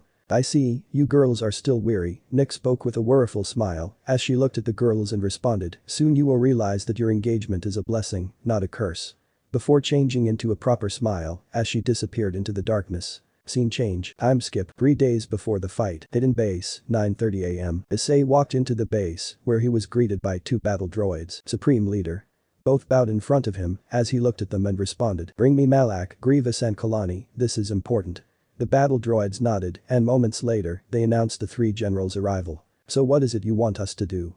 Malak asked with interest, he was almost done with his speech. I hope we are invading another of the supernatural scum faction. I am going to enjoy their despair. Grievous spoke with an excited tone as he looked at his fellow generals, who were all interested in it. I have something better for you guys. Once the fight with Dai is concluded, we will go after our next target faction, and that is the Yaokai faction. Issei spoke seriously, but had a smile on his face. He is going to make Yusaka suffer for his treatment of him. So what is it, Issei? Kalani spoke in a cheerful tone, as Grievous was also happy with the news. Issei activated a purple mist and took them to his own personal dimension. The reason for this was because the weapon was too big for it to be fitted into the hidden base as they looked at 2 huge battleships. Are we going to pilot them? Grievous asked in surprise, as Issei responded. Indeed both you and Malak will, since you will be taking the fight to them. Say hello to the Malevolence and the Leviathan. Malevolence was a dark purple ship that measured 45 meters. It had a cannon at the left hilt of the ship that could fire an energy pulse, meant to completely shut down magical barriers. It had several cannons and was inspired by the real-life Bismarck of the German army. It had 2 special compartments that looked as if it had chomped on someone, with several processing units which would be operational, with a yellow glow that indicated its presence. Leviathan, on the other hand, was almost 15 meters long. It had a shaped appearance, with its color being silver in color. It had a similar hilt that aeroplanes have on their bodies. It also had several machine guns, meant for wearing down several of the supernatural soldiers, and is the most effective against the Asgardian forces. It was also capable of using ion cannons that could wipe out entire countries in one strike. Is this for us? Malak asked, as Issei turned to his allies and gave a smile. Leviathan is for you Malak, while the Malevolence is for Grievous. Kalani, you will get yours very soon. It was really hard designing these 2. Issei spoke with a tired sigh, as Kalani shook his head and responded, with Malak and Grievous waiting to try it, and were really happy about it. No, it's alright, take your time Issei, I shall await it. Kalani spoke with a cheerful tone, as Issei looked at the designs, they were ready to be sent into the battle. They returned back to their dimension, as Issei gave a side glare to Kalani and asked, is everything ready for the big event? Issei asked, to which Kalani gave a nod as he spoke. The hidden speakers and television screens have been set up. It has been hidden across every single faction populace minus Grigori, given its status. Issei nods in response. And I have prepared a speech that is going to devastate the factions. Malak spoke with a grin, as Issei smiles in response. He wanted to see the factions lose their morale after their fight. I am going to sit at the sidelines and enjoy the scene. Grievous spoke with a shrug. He was not the face of this unknown army, like Malak, nor was he super intelligent like Kalani was. He was more of a warrior meant to bring about destruction, an aggressor if one might consider him. Good.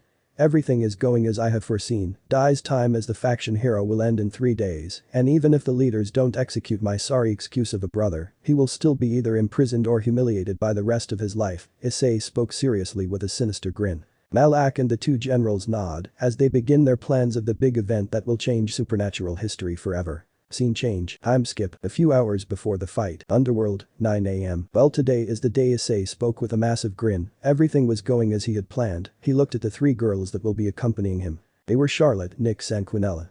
Nyx now wore a white top with a black jacket. She additionally wore jeans, along with a belt and heels. Well, I am surprised that you didn't wear your godly killer virgin clothes. Well, I am surprised that you didn't wear your godly killer virgin clothes.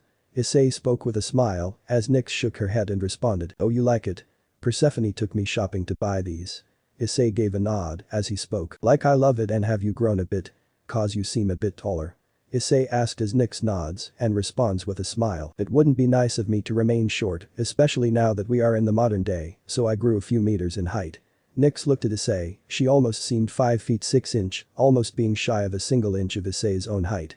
Her facial expression seemed to be matured a bit. They both fell into their own trance. It was like their own world, as both Quinella and Charlotte seemed to be annoyed, as they exclaimed with slight jealousy in their voices. Lord Issei. We have to go. Quinella looked at Issei, causing them to snap out of their trance. Yeah. Are you 2 not going to go for the fight? Charlotte had the same attitude as Issei sighed. He then activated his ring portal and entered into it. Nyx chuckled at Issei's attitude. As they entered, they saw the 2 guards at the entrance.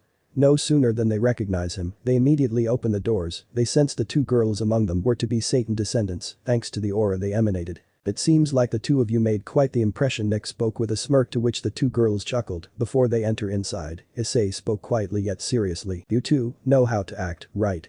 Both Charlotte and Quinella nodded in response as they both head inside, with both of them not intending to disappoint their lord. Once they were inside, the mood of happiness changed into a mood of sourness and anger. The most of the devils recognized the two girls to be descendants of either Asmodeus or Beelzebub, as Zeus angrily demanded, "What is this woman doing here?" Zeus was ready to attack, with several others being ready for Issei. Nyx had her darkness swirling in her hands, ready to take this god down if he tried to do anything with her love interest and her allies. Meanwhile, Seirg, Dai, Saji and Riser all looked at the girls with hearts in their eyes. They were clearly charmed by the two girls, ignoring the scuffle that may break out between Nyx and Zeus, as they were all snapped out of their trances by their friends, or in the case of Dai and Riser, their lovers and queen respectively. However, before the fight could escalate, Issei put his hand in front of Nyx as he spoke seriously and coldly. "If I were you, Zeus, I would stand down." Issei's tone then changed into a mocking tone. "Besides, do you wish to deal with me? Remember what happened last time, right?" Issei's words made Zeus fear. As he remembered what he did, he gritted his teeth in rage for his humiliation and harassment.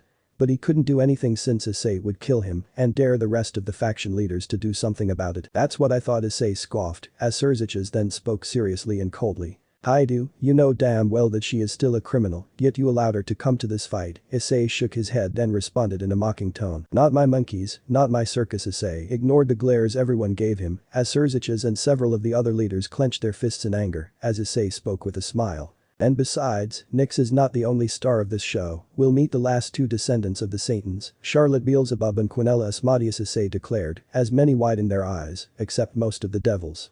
"And yes, they are half-bloods, meaning one devil parent and one human parent," Issei revealed with a smile. "It is nice to meet you. My name is Quinella Asmodeus." Quinella feigned arrogance as she looked at her fellow Satan, who nodded and spoke with an arrogant smile. "My name is Charlotte Beelzebub. It is nice to meet you, lowly beings." Charlotte feigned arrogance, just like Quinella, who sighed in relief. Charlotte tried really hard to make an arrogant expression, as she was not the type to be arrogant. If anything, she was the opposite of that. She was kind and empathetic. And even Issei praised her due to her hard work. Many were taken aback at their attitude as the devils sighed. This was nothing new for them, since many of the high-class devils were known to be like this. "It seems like the act is working well," Nyx muttered as Issei gave a chuckle and nod. "And before you ask, no, they are not part of the Devil Society and will not be part of it, no matter how much you convince them." Issei spoke with a mocking grin as the devils clenched their fists in anger and fury. Issei enjoyed seeing their despair-filled expressions. "How can you? They are important to the Devil Society because." Seraphol spoke angrily as Issei interrupted and responded. "Breeding stocks. Isn't that why most of the devil women are important, so that they can be used as rabbits meant to repopulate your race, right?" Issei mocked Seraphol as she clenched her fist in anger. Issei dashed in front of her at speeds that made it seem that he teleported in lightning speeds. "I can sense your anger." Issei had the true longiness aimed at her head, causing her to shiver in fear. "Attack me at your own peril, cause it will only take me a minute to erase you, Serichin." Issei spoke coldly. Seraphol fell to her knees with an angry expression as tears fell down from her eyes. Most of the devils were furious at what Issei did as he walked away to his group. "So when is the match?" Issei asked. "Brother, are you that energetic to lose?" Dai spoke in a mocking tone, but in reality, he wanted to postpone his demise as far as possible. He really feared what would happen. "Indeed, he is my love. He will lose big time, and then he will be one of our slaves, along with those two girls, who would be your lovers." Rhea spoke with a mocking tone as she gave a kiss to her lover. Issei then turned his attention to her and grabbed her throat, as this forces her to be split from Dai. "Issei Haidu.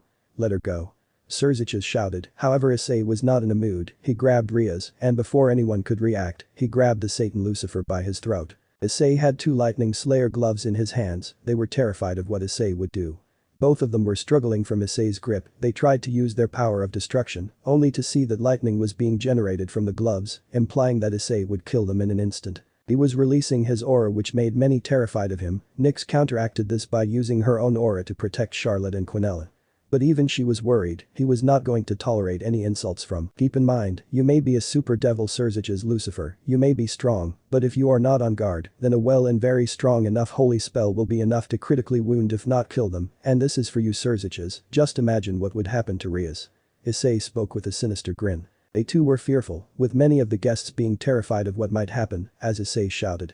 Ajuka, Shiva and several others noted that his aura was on the level of a heavenly dragon, and that was without his gear.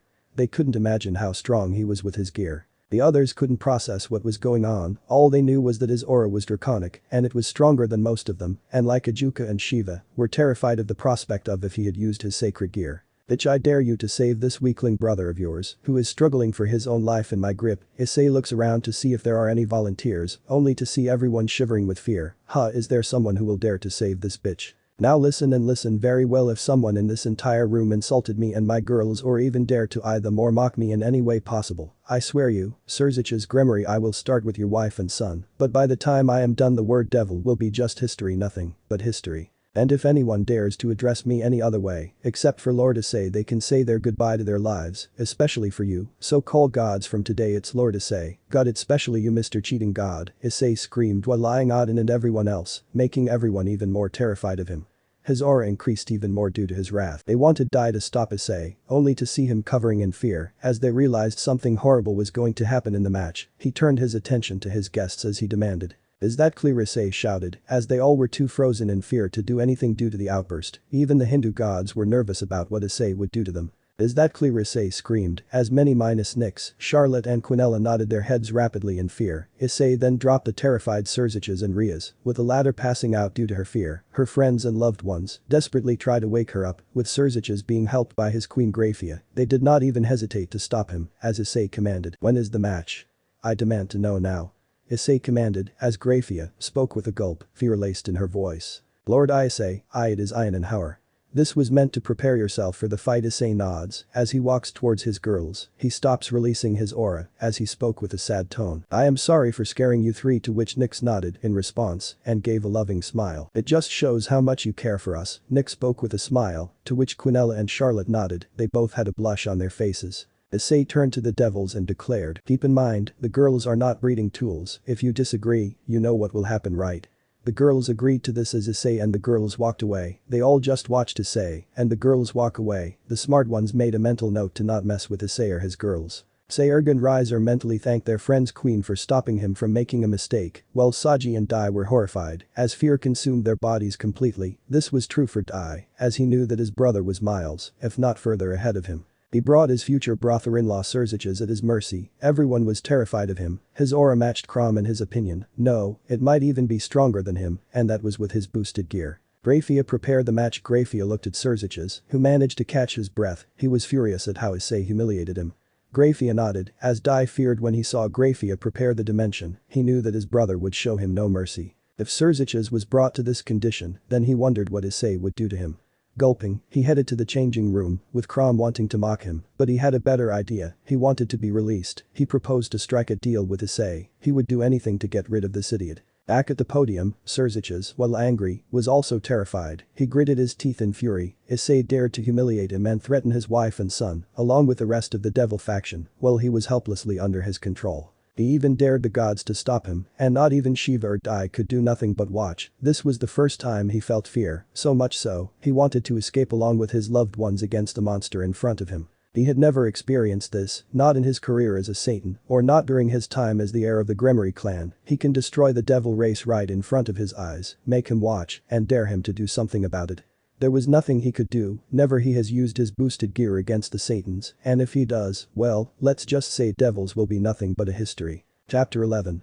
War against a false hero. Arena, Underworld, 12 p.m. The leaders had all gathered in the watching booth. As they took their seats, they all took a seat and watched the fight. They couldn't see Issei and Dai, which meant that he was in the changing rooms. As they came to sit, they saw 3 additional spectators. This was revealed to be Nyx, Charlotte, and Quinella. This did not sit well with the leaders, who were not a big fan of the girls being in the same location as them, but feared that if they said a word, they would do something that would anger Issei, and angering him is something they did not want to do. They sat a few seats away from the leaders. HMPH. Nyx scoffed, something that was audible by the leaders near her, for instance, Zeus, who clenched his fist in anger, but he was unable to do anything. Hey Nyx, how long will this fight last? Charlotte muttered to Nyx, who smiled at her fellow ally. Give or take, I'd say, a few minutes at most, but that mostly depends on Issei, Nyx responded silently, to which Charlotte was confused, as she asked. I don't understand. Quinella responded to her friend as she explained to her with a smile, albeit silently, so that the leaders don't hear her. It means it depends on whether Issei wants to torture him, or he wants to make it quicker. The more he wants to torture, the more time he will take when he wants to make him suffer. Charlotte nodded, she was happy and excited to see the fight happen. Either way, the real show will begin after the fight, right girls? Nyx muttered in a sing-along tone, as the girls nodded, that was the part they were excited for the most. Meanwhile, as this was going on, Issei and Drake were preparing for their fight. Drake was excited to see the plan Issei had for him. So partner, which sacred gears we are going to use? Drake asked in an excited tone, as Issei rubbed his chin. Well, for starters we are going for the good all boosted gear, then we will go for the true Longinus and incinerate anthem, to name a few. I mean Dai is so weak that any of our Longinus will deal a good amount of damage, even kill him. Issei spoke with a smile. There are a good amount of sacred gears he can use to take him down, the options are wide. He wanted to make this as painful and beautiful as possible. That is when all of a sudden, the changing room changed immediately and they both were caught off guard. Issei could release himself from this trap, but he was curious about who wanted him there. The two looked to see, and Drake was surprised. It was a dragon, but a majestic jet black dragon with a black and golden aura surrounding him. Since he has black wings, the dragon was a western dragon. I never thought you would be seeing us here. Crom Crouch. Drake spoke with surprise, as Crom bowed in front of Issei. I beg you, please remove me from Dai. This surprised the two. Drake had once told him that a dragon would never give up his pride, no matter what happens, as Issei and Drake had to hear what the Crom had to speak. Why should we? What does it have in us? Issei asked. Drake also did not trust Crom, he was an evil dragon, and unlike regular dragons, they are rarely to be trusted, but at the same time, he would never come to him, not when he was willing to give up his pride. I would never bother you, and if I tell my future host that to never mess with you or Drake ever again, Crom begged Issei. He was willing to do anything to let himself be freed from Dai. I never cared for Crom, Issei, or anyone. Perhaps he did love his parents, but even that is uncertain. He cursed himself for ever getting into the situation. He is not to be blamed for Dai's sins. If anything, he couldn't control his host even if he wanted to, else he would do that a long time ago. Additionally, Crom envied Drake, not because of him being a heavenly dragon, given that his strength was on par with his. But it was because of having a good friend like Issei as his host, not to mention, Drake highly trusted him like his very own. So tell me Crom, how did you get into this situation? Issei asked, to which Crom responded. You see, when I had heard that Drake and Albion were fighting, I also decided to join as well. Needless to say, the biblical god was not happy, since dealing with 3 heavenly class dragons could wipe him and his faction out. However, I refused to back down. I took down any archangel that was in my way and nearly killed Gabriel. That was when God snapped. He viewed Gabriel as his daughter, and in his rage, he cut me into millions of pieces and sealed me in this gear, and well, I guess the rest is history. Crom explained as Issei and Drake nodded. That would explain why Gabriel was weary of Dai. Issei spoke with thought, as he remembered that Gabriel was fearful of Dai, to the point that angels did not come near him. He gritted his teeth remembering more of his past. It was when RageRevan attacked heaven and managed to take fruit of life and fruit of wisdom. Gabriel had nearly died, however, Issei managed to save her. But even when she fell for Dai's lies, which was this time supported by Irina Shidu, as the girls presumed them to be truths, she pretended to care for Issei, as she then talked behind his back about him being a pervert. He was surprised that she did not fall, but then again, the devil was once an angel. Issei sighed, he was not gonna lie, seeing her in despair and a broken state made him happy. Well, either way it was to decide whether he should help Crom or not. I will think about it. Crom nodded, saddened by the outcome as dimensions returned to normal. Drake wasn't surprised, he felt like his partner had a plan, as he knew that Crom will not be staying with Dai for much longer. Well Drake, let's get ready. Drake nodded, with him returning to his excited state. It's showtime. Issei exclaimed as Drake responded. Indeed it is a partner. Both head outside, and he noticed a man then announces, he remembers him to be Nod Gamajan. He had black hair, with a tuft of purple hair, and wore formal clothes, befitting of a devil. Welcome everyone to the fight of the century. On one corner, we have Dai Haidu, the bearer of the crescent circle dragon Crom Crouch and the pillar of factions as well as the savior of the world. Nod announced in an excited tone. Many cheer for him, as many exclaim in happiness and cheerfulness. Oh Dai. Teach your fool of a brother some manners. Show him his place Dai. We love you. Dai. The spotlight changed to Dai, who enjoyed all the glory, or that's what it seemed. Internally he was afraid of what will happen, since he saw his brother with his eyes closed. He was waiting for when the match would begin. And on the other end, we have the Red Dragon Emperor, Issei Haidu, the one who brought terror in the eyes of many. Please welcome the competitors, with a round of applause. The spotlight changed to Issei Haidu with many of the civilians booing and jeering for Issei. He was getting annoyed by this, as he shouted. "Shut up!" Issei raised his aura, silencing everyone. They were forced to be quiet due to fear of provoking him. Nyx, Charlotte, and Quinella sighing in disappointment. The leaders were worried that Issei, due to his anger, might go after innocent civilians. However, Issei looked at Nod and nodded. He understood that the match must begin. Right. The match between Issei Haidu and Dai Haidu will commence. Fighters, take your position. Issei activates his boosted gear and true long-eyeness at the same time. This makes the Devils and Indra worried about what he will do next. Dai removed his crescent circle gauntlets as he had gotten into position. He also removed Ascalon to face off against his brother. And begin. Nod announced as both brothers dashed in front of each other, ready to end this clash once and for all. Issei changed the song since he wanted to put on a show, and he knew the perfect song to do so. He secretly removed his unknown dictator and hacked into the song systems and played the song. The announcer was shocked by this. He tried changing the song but failed to do anything. He could only watch as the song was being played at full volume. Either way, he couldn't deny that the song was catchy. Issei kept the long-eyeness active and kept it in his pocket dimension as Issei and Dai were clashing with each other, with their melee weapon skills being on par with each other, as he was surprised that Dai was able to keep up with him even though he was not trying. "I guess as a fraud, you managed to pick up some skills, yet they are disappointing." Issei spoke, feigning sadness. Dai gritted his teeth in fury as he pushed Issei away. Managing to recover his balance, Issei unleashed a holy beam at his brother, who was barely able to dodge it. This was due to his true long-eyeness. He decided to use his balance breaker for later, since he, like Cao Cao, was able to master Piranha. Many were surprised by the weapon skills Issei possessed, as Dai charged at Issei with Ascalon in his hands. He was ready to strike him down. As he blocked with his spear, he kept slashing, while Issei was blocking them with each strike. Both charged towards each other, as Dai punched with force enough to even shatter the ground. Issei blocked the punch with ease, as he shook his head in disappointment. "You disappoint me," Issei spoke in a cold tone, as he slashed Dai's chest, making him shout in pain. This was due to true long-eyeness, being a holy relic, as a burning pain increases in his body. Issei twirls his spear and rests the blade on his shoulder. "You know, there are a number of creative ways I could end this match, you know." Issei spoke with a sinister grin, as Dai widened his eyes in shock as Issei exclaimed, "Balance breaker. Welsh dragon balance breaker. Balance breaker.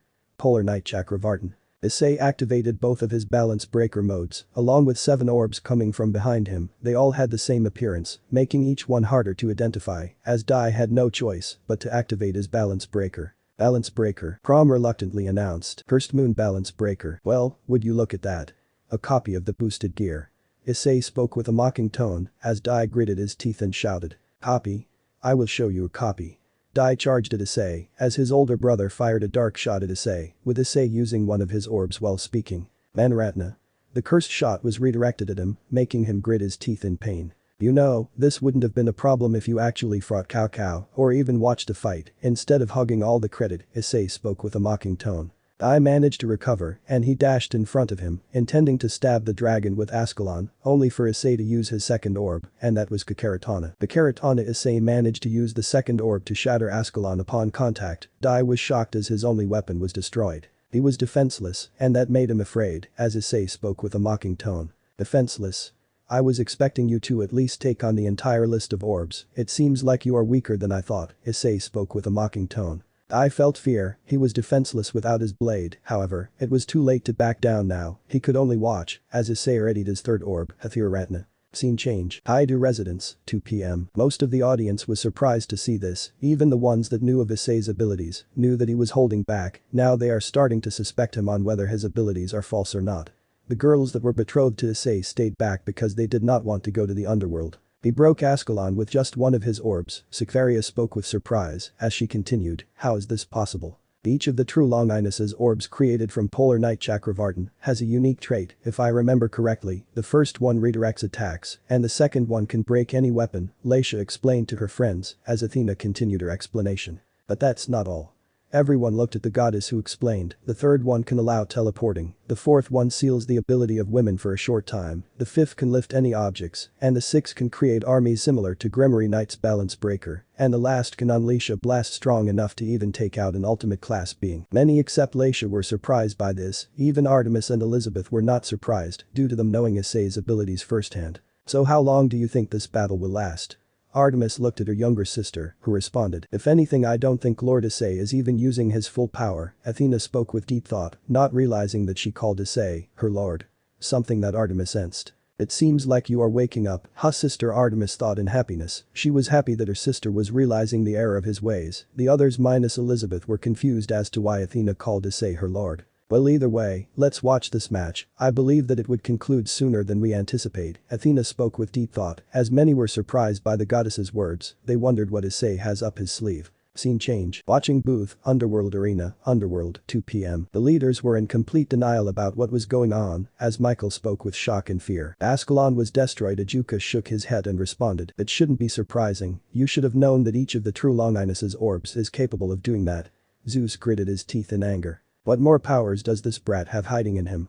Zeus watched as Issei bombarded Dai with several huge rocks, making the pillar of the faction struggle in complete shock. Isaka and Seraphil were not happy seeing their love being beaten to this state. They wanted to intervene, but couldn't. Primarily one, was that Issei will not hesitate to kill them in the most brutal manner possible, and two, this was an official match. "And I don't even think that is his strongest form." Shiva spoke with deep thought, with many being surprised. The fear among most of the faction leaders rose up again. Rhea shivered in fear on hearing this. She remembered how he had nearly killed her a while back. She had woken up a few minutes before the match had begun and was terrified of the monster Issei was. Not even her older brother could stop him. She looked at her Bishop Asia, who was equally scared of him. Valerie and Inold kept quiet. However, unlike the leaders and Dai's harem, they had no sympathy for this liar, as they knew that Issei was much more powerful.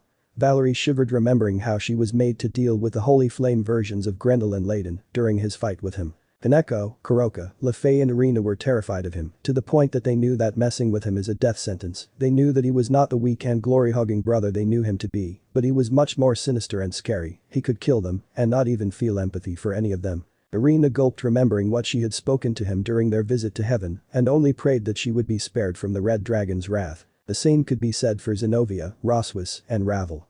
They all were frozen in fear when he had nearly killed their master, or fellow pureblood devil in Ravel's case, and even Surzich's couldn't stop him. He was a monster to them in every shape and form, as he knew that he would kill them without hesitation, and nobody would even stop him due to how powerful he is. The Citri peerage was nervous, especially Jinshiro. If word got out that he had helped Ai in his rumors across his school, then he would lose everything. However, there was one thing that made him relieve, was that he could still be spared due to his lack of influence in Dai's actions, since he could lie that he was doing this only because Dai asked him to do. In other words, he would put Dai under the bus while making sure his skin gets saved. The Baal and Phoenix peerages belonging to Seirgun Riser were nervous. They were happy that they were not on the receiving end of Issei's anger, as they did not know his full strength. Meanwhile, Issei pelted a huge boulder at Dai, which dealt significant damage to Dai. His armor was starting to shatter. Asaratna Issei used one of the orbs on himself and teleported right behind Dai. Before Dai could notice, Issei punched him hard on his face. That broke his helmet, revealing his face. Dai tried to respond with a dark shot, but Issei teleported to a different location. Two blasters emerged from the back of Issei's armors, and before Dai could react, Issei fired a combined blast from his blasters as he spoke. Parinaakaratna. The combined blast of the two Longinus was enough to make Dai scream in pain. Aya. Dai screamed as his armor completely withered away. However, Issei's intention was not to kill him, not yet. He wanted him alive, since killing him would be mercy, but he had another idea. Smirking internally, he knew what he needed to do. Dai was completely in his human form, with no armor, nothing. He was helpless. The factions and most of the spectators couldn't believe what they were seeing. Dai was completely at the mercy of his brother. They knew that Issei hated Dai, and they feared what Dai would do to him. He then asked Drake to send a message. "Hey Drake, can you do me a favor?" Issei mentally spoke to Drake, and he responded, "What happened now?" Drake spoke, clearly annoyed by the fact that Issei was ruining his fun. "Just send a message to Crom. His release is confirmed. Tell him to meet me later, that is if he can." Drake nodded in response, as he did what Issei asked him to do. "Well Dai, let's end this, shall we?" Dai then spoke with fear. "No please, can we just talk about this?" Dai begged his brother for mercy. Many were surprised to see Dai act like this. Those that knew Dai assumed that he would come up with a way to turn the situation around. Issei was chuckling seeing this. Many feared what would happen next. "Oh little brother, you made my life as miserable as possible. You think that I am going to show you mercy when I didn't show any of the other faction leaders mercy. What makes you think I will show you mercy?" Issei smiled evilly as he kept his true spear in, as a rock came on his hand. "Say hello to Rock of Jerusalem, another of my Longinus." Issei spoke with a mocking tone, as what seemed to be a hardened sponge came from his hand. Rock of Jerusalem was another of the holy relics, this time it was a holy sponge that was meant to feed Jesus during his crucifixion. Scene change. Watching booth, Underworld Arena, Underworld, 3:30 p.m. Michael and Gabriel were shocked to see another of the holy relics, let alone as a longinus, in Issei's hands. That meant there needs to be others that can do the same. If Issei was able to recreate them, that meant there would be other relics of Christ that might have turned into the longinus. No way, Michael spoke in disbelief as Yusaka looked at him and asked, is it really what Issei means? A longinus? Michael gave a nod. Many were shocked and fearful of what Issei will do as he was strong enough to bring Dai to his knees. This fear was present in all the girls that Dai loved as they were worried about what Issei would do. Even the faction leaders were fearful of what Issei is going to do next.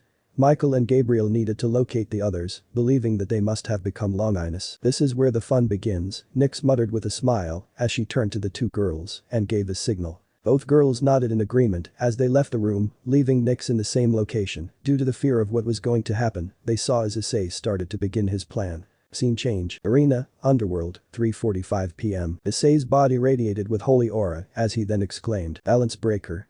Gates of Babylon. The rock started to glow with a radiant golden light as several portals of golden color started to appear behind Issei. Before anyone could react, several holy spears appeared from those portals as Issei directed them towards Dai. The spears dashed in front of him and he screamed in pain due to the holy energy coursing through his body. Many closed their eyes in fear, several were crying due to what was happening to their hero. The girls that loved Dai were crying their eyes out while the leaders helplessly watched this happening. Issei then brought out chains enchanted with holy magic as they all had hooks. He inserted these hooks onto each of Dai Haidu's limbs and he pulled his younger brother in an upright manner as he muttered, Drake, release every last one of my memory to the public. Drake grinned in response as he spoke, as you wish, partner. All of Issei Haidu's memories were for the world to present, as many were horrified by what they saw. Every battle, everything that Dai had told the factions he had done, was in reality done by him. Many were in shock and disbelief at what Issei had shown. Issei was the true hero of the factions, not Dai. There were still some angry protests despite the truth. Issei knew that many were so entangled in the lies of an impostor that it was impossible for them to see the truth. However, someone else decided to join in, and this was the evil dragon Crom, who decided to support Issei in that matter. Everything, every memory you see, is true, my host. Dai Haidu is nothing but a liar and deceiver. He betrayed all of you, took all the achievements of Issei Haidu. He only cared for the girls for their bodies. This is especially true for Ria's Gremory, Akeno Himejima, Yusaka and finally Ingvold Leviathan. Crom declared, shattering many of the hearts of those girls. They were devastated when they heard of this, minus Ingvold who already knew of this. The leaders were horrified, but there was still some skepticism about the supernatural. But he did everything just to spite his brother. If it wasn't for Haidu Issei, his life would have never been this great. Every single achievement was to his name, but he did not stop there. He only did this for fame, glory, and women. Allow me to now show you his memories. Crom declared angrily, as Dai begged. No please, Crom angrily retorted, shut up. Words cannot describe how much I hate you, Dai Haidu. Issei, once you remove me, promise me to make sure to kill this pathetic whelp, or at least torture him. I would love to watch that. But that Crom decided to show all of his memories to everyone in his world, making everyone horrified by what kind of a man, no monster this Dai Haidu was. Many looked at Dai in disgust as a line reverberated across the Colosseum. This is something you will never enjoy. I looked down, in tears, his life was as good as gone. Many of the people booted him, and the kids destroyed the op-eye dragon figurines that I was a part of. He cried seeing this. Moments passed and he snapped, as eventually, he shouted in a crazy tone. This is all your fault, why didn't you die? Dai screamed to his brother, you should have been gone, else I would have all these women in my life, but no, you always want to take something I want. That alone sealed the final nail in the coffin. Everyone had lost any respect for the pillar of the factions, and their expression changed into disgust. Scene change. Watching booth, Underworld Arena, Underworld, 5 p.m. No way, Yusaka spoke in disbelief as she realized that her lover was just like most men, only interested in her for her body. She was horrified that she treated the one that saved her like absolute garbage. Kunu was crying her heart out as she realized her future father was like the scum of the earth. Both mother and daughter held each other crying their hearts out. Seraphil was also heartbroken. He, like several others, only viewed her for her body. She also saw that he was annoyed by her childlike attitude. The leaders were shocked and horrified by this. The worst affected was Serzich's, as he viewed him as a little brother. He gritted his teeth as a singular tear fell from his eye. Shemhazai was happy that Azazel was not here, else he would have been devastated by what occurred here. However, he was worried that in the hospital things would get worse. Many were furious, and this was true for Zeus, Shiva, Indra, Vishnu, Brahma, and Odin. But were more angry at themselves for believing his lies. The girls that loved Dai, that being Ria's Gremory's peerage, were shocked and horrified. Ria's was shocked as tears fell from her eyes. She couldn't believe that Issei once loved her and she made his life a living nightmare. Asia fell unconscious when she realized everything was true. Akeno only nodded. Due to what happened, she had lost any and all color from her eyes and she barely had no emotion. Kaneko and Kuroka could only hug each other for comfort. Due to how devastating things had become, she now hated Dai. Zenobia hated herself as a tear fell from her eyes. Like the others, she was misled by Irina and Riaz, believing that it was true. Speaking of Irina, the girl was devastated as her wings became black with guilt. This horrified Michael as he shouted, "Irina." Michael rushed to his ace. She saw her crying her heart out. She lost the only one that cared or loved her for who she is. Michael brought her close to her, and as she cried into him, he was worried that Gabriel might suffer this fate. Gabriel herself was barely controlling it. Her wings were constantly on the edge of falling. She tried her best to stop the guilt from affecting her wings too much. Sona Citri and her peerage were horrified, with the Citri girl crying due to the immense betrayal, with Saji fearing what might happen due to Dai being exposed. Haidu Issei might go after him next.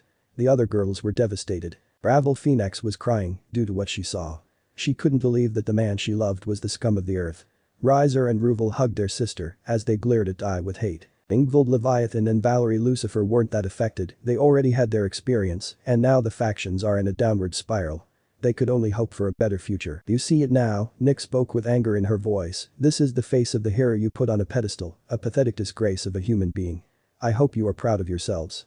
Because of what you did, you lost a gem of a human being," Nick shouted as she turned their attention to Valerie and Ingvild. "And don't you two think of having any forgiveness. You might have known of Issei's past earlier, but he will never forget what you did to him, especially you Ingvild," Nick shouted as the two girls looked down in shame. "And why didn't you tell us any of this?" Serziches asked with slight anger as Ingvild exclaimed, "It was because you would never believe the two of us. The lies of Dai Haidu have wrapped you around to such an extent that no matter what we do, you would never believe us." Riaz then shouted as tears fell from her eyes. "We would have believed you." And Riaz was interrupted by Valerie shouting, "Don't kid yourself, Gremory. I am not going to completely blame you like you would in a situation like this. But even I know what you said was utter bullshit. You would have admonished and looked down upon her, just like you did to Issei Haidu."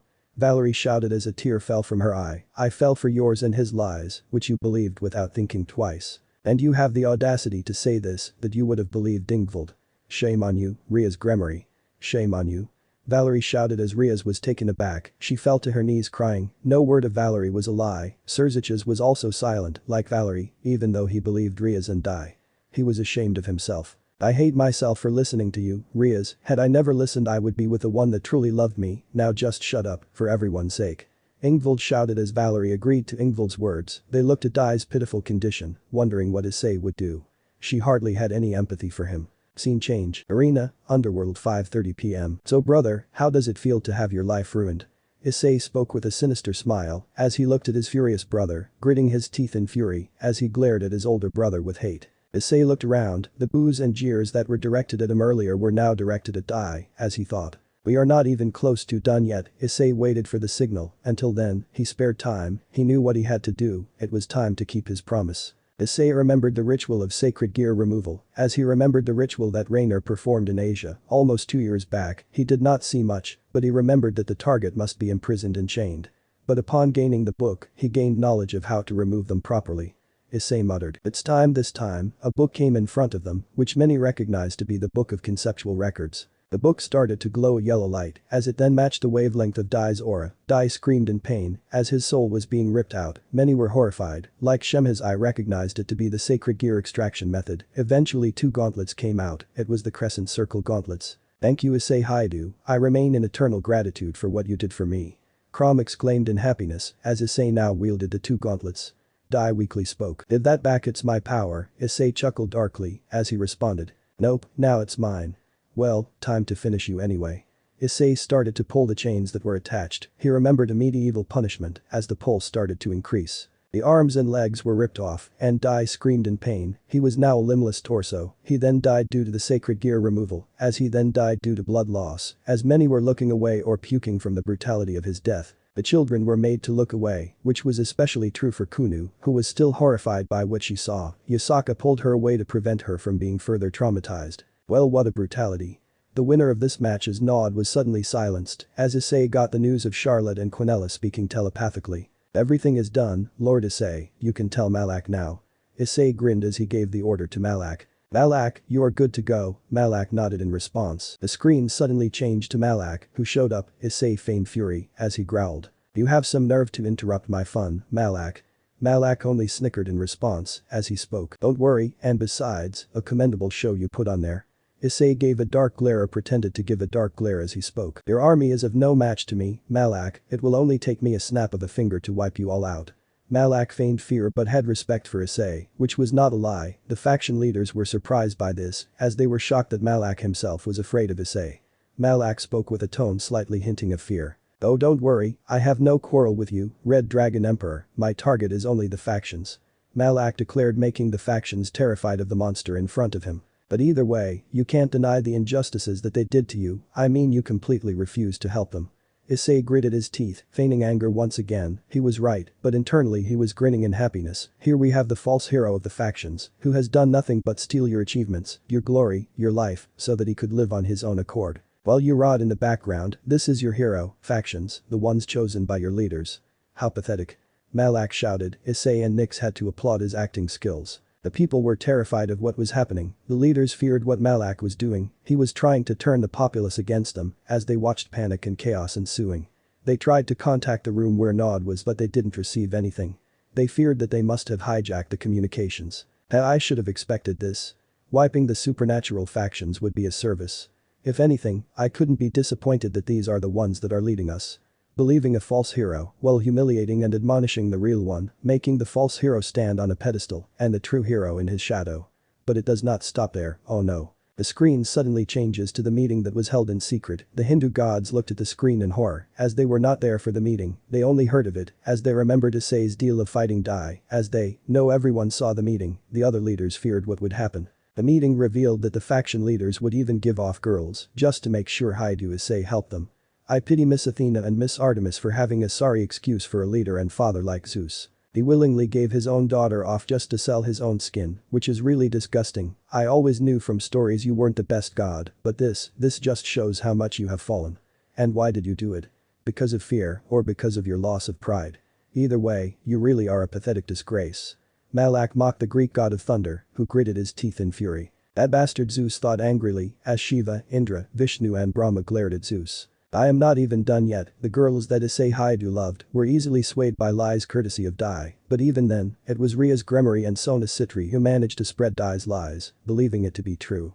Fools of a sister, have even foolish older siblings that happen to be siskins, and you know this results in nepotism. And nepotism always results in disaster. Malak declared, as the people looked at Riaz and Sona, who fear what was going on. Either way, it's disappointing to see you fools like this. But that isn't going to stop us from attacking you and wiping you out. We won't tell you, when we attack, it may take a day, may take a week, or even a month, but we will attack you. Malak chuckled darkly as the people started panicking and running around. After all, the anticipation of the threat is sometimes worse than the threat itself. Goodbye, foolish factions. But that Malak ended the speech. Issei mentally smirked, happy with Malak's speech as he saw chaos all over the arena. People that looked down upon him, people that hated him, were all suffering. He then revived Dai, using the Holy Grail, as he was surprised by this. Where? Dai spoke with surprise, as Issei bounded him by the chains, making him scream again. Issei waited for the girls to come. He promised them that they would get a front row experience in Dai's torture. He was going to die. The number of years, he made Issei's life a living hell. Moments later, the girls teleport next to Issei, with a microphone, so that everyone could hear them. Nyx was watching at the booth with her smirk, while Inold and Valerie were silent, wondering what would happen next. Hello everyone, my name is Quinella Asmodeus, and this is my friend Charlotte Beelzebub. This is a message we would like to give everyone, both having satisfying smirks. The people stopped for a moment, as Quinella spoke seriously. Now let me make this clear, once and for all. Neither me nor my friend will be used for breeding tools, so don't ever come to us with the intentions of that. Quinella continued in a mocking tone, and as for the girls of Dai's harem, Quinella spoke with a glare aimed at Ria's Gremory and her peerage primarily. If you so as little think of approaching Issei thinking that he will forget everything and make amends, then you are wrong. You lost your chance when you chose Dai over someone that would have loved you more than anyone else. And I don't care how guilty you feel about it, you admonished and humiliated him, broke him, and even went so far as to attack him. Some of you even spread rumors about him. Shame on all of you. Quinella declared with fury in her voice, reducing the Gremory peerage and some others to tears. But you don't have to worry about his future, cause we are with him, we are grateful that you never came into his life, he doesn't want false people like you to love him. I mean, how stupid can you be to not check on the rumors and words someone says, I am pretty sure you even believe this man because he has a good face. We have first-hand experience on how looks can be deceiving, but no. You didn't even do a background check. You did everything Di did, even worse. You're all pathetic. Charlotte was the one to speak, she was equally angry, as Quinella spoke in disgust. And then you ask him for his help, no you force him to have you help you guys. Quinella glared at Valerie who looked away, why should he help you? Why should he care for any of you? If I was him, I would have left far away never to be seen again. Leaving you guys to your fates. And then you have the guts to give some of your ladies to get him on your side and even go as far as to threaten him. Why the hell should he help your sorry asses? Quinella shouted as the faction leaders looked away in guilt except for a few who were angry that a half-breed like her is talking back to them. Oh, and if you are watching this Azazel, the fact that you are the most eager to get Issei's help despite the fact that you did the same treatment to Issei, you are beyond pathetic. Do you expect him to actually save you? You are a hypocrite Azazel, you fell due to your perversions, yet even when false rumors spread of him, you criticize and admonish him. Tell me, how many have your faction murdered for recognition? Some even went so far as to toy with them and kill them for their enjoyment. I am glad that your faction is on a steady decline. If our Issei wouldn't have saved us from your fallen, then we would have been dead by now. You and Shemazai both have zero control over what your subordinates do. Case in point Rainer, a fallen angel so pathetic that our Issei defeated him in just a single punch, yet she still did so much damage and would have gotten away with it too if it wasn't for our Issei defeating her. Charlotte shouted with rage in her heart, if anything, I hope you enjoy dying a painful death, you perverted crow. Charlotte ended the speech. Many were silent, however, no one clapped, they were guilty of what they did. Issei then looked at the girls and muttered, the show still has its final act remaining. Issei came to his brother Dai and used his own sacred gear to punch into his stomach, he dug into his body as he created a holy light magic bomb and left it on. He activated the bomb, causing Dai to explode in a barrage of blood and other organs. Issei had activated the barrier before that to make sure he and the girls didn't get dirty. Issei revives him again, this is his second death. Dai begged Issei to show him mercy, but he ignores him, he then charges an electric current with his hands and zaps him, he continues this until Dai is flatlined and his body was completely burned and scarred. Issei smirks seeing this, he is dead. Issei revives him again, much to everyone's horror, as he kept punching him in the face, he was a bloody mess. Issei then crushes his skull, as he spoke in an annoyed tone. Ugh, my shoes got dirty, he revived him a fifth time, as Dai was already holding his head in pain. Please stop, please. Issei ignored him and summoned the divine dividing, he divided his strength, making him dizzy, and he kicked him so hard in the pelvis that a skeleton came out. Issei reviewed him another time, many were looking away, many were begging him to stop, and the leaders watched helplessly at what was going on, they wanted him to stop, but they failed to do so.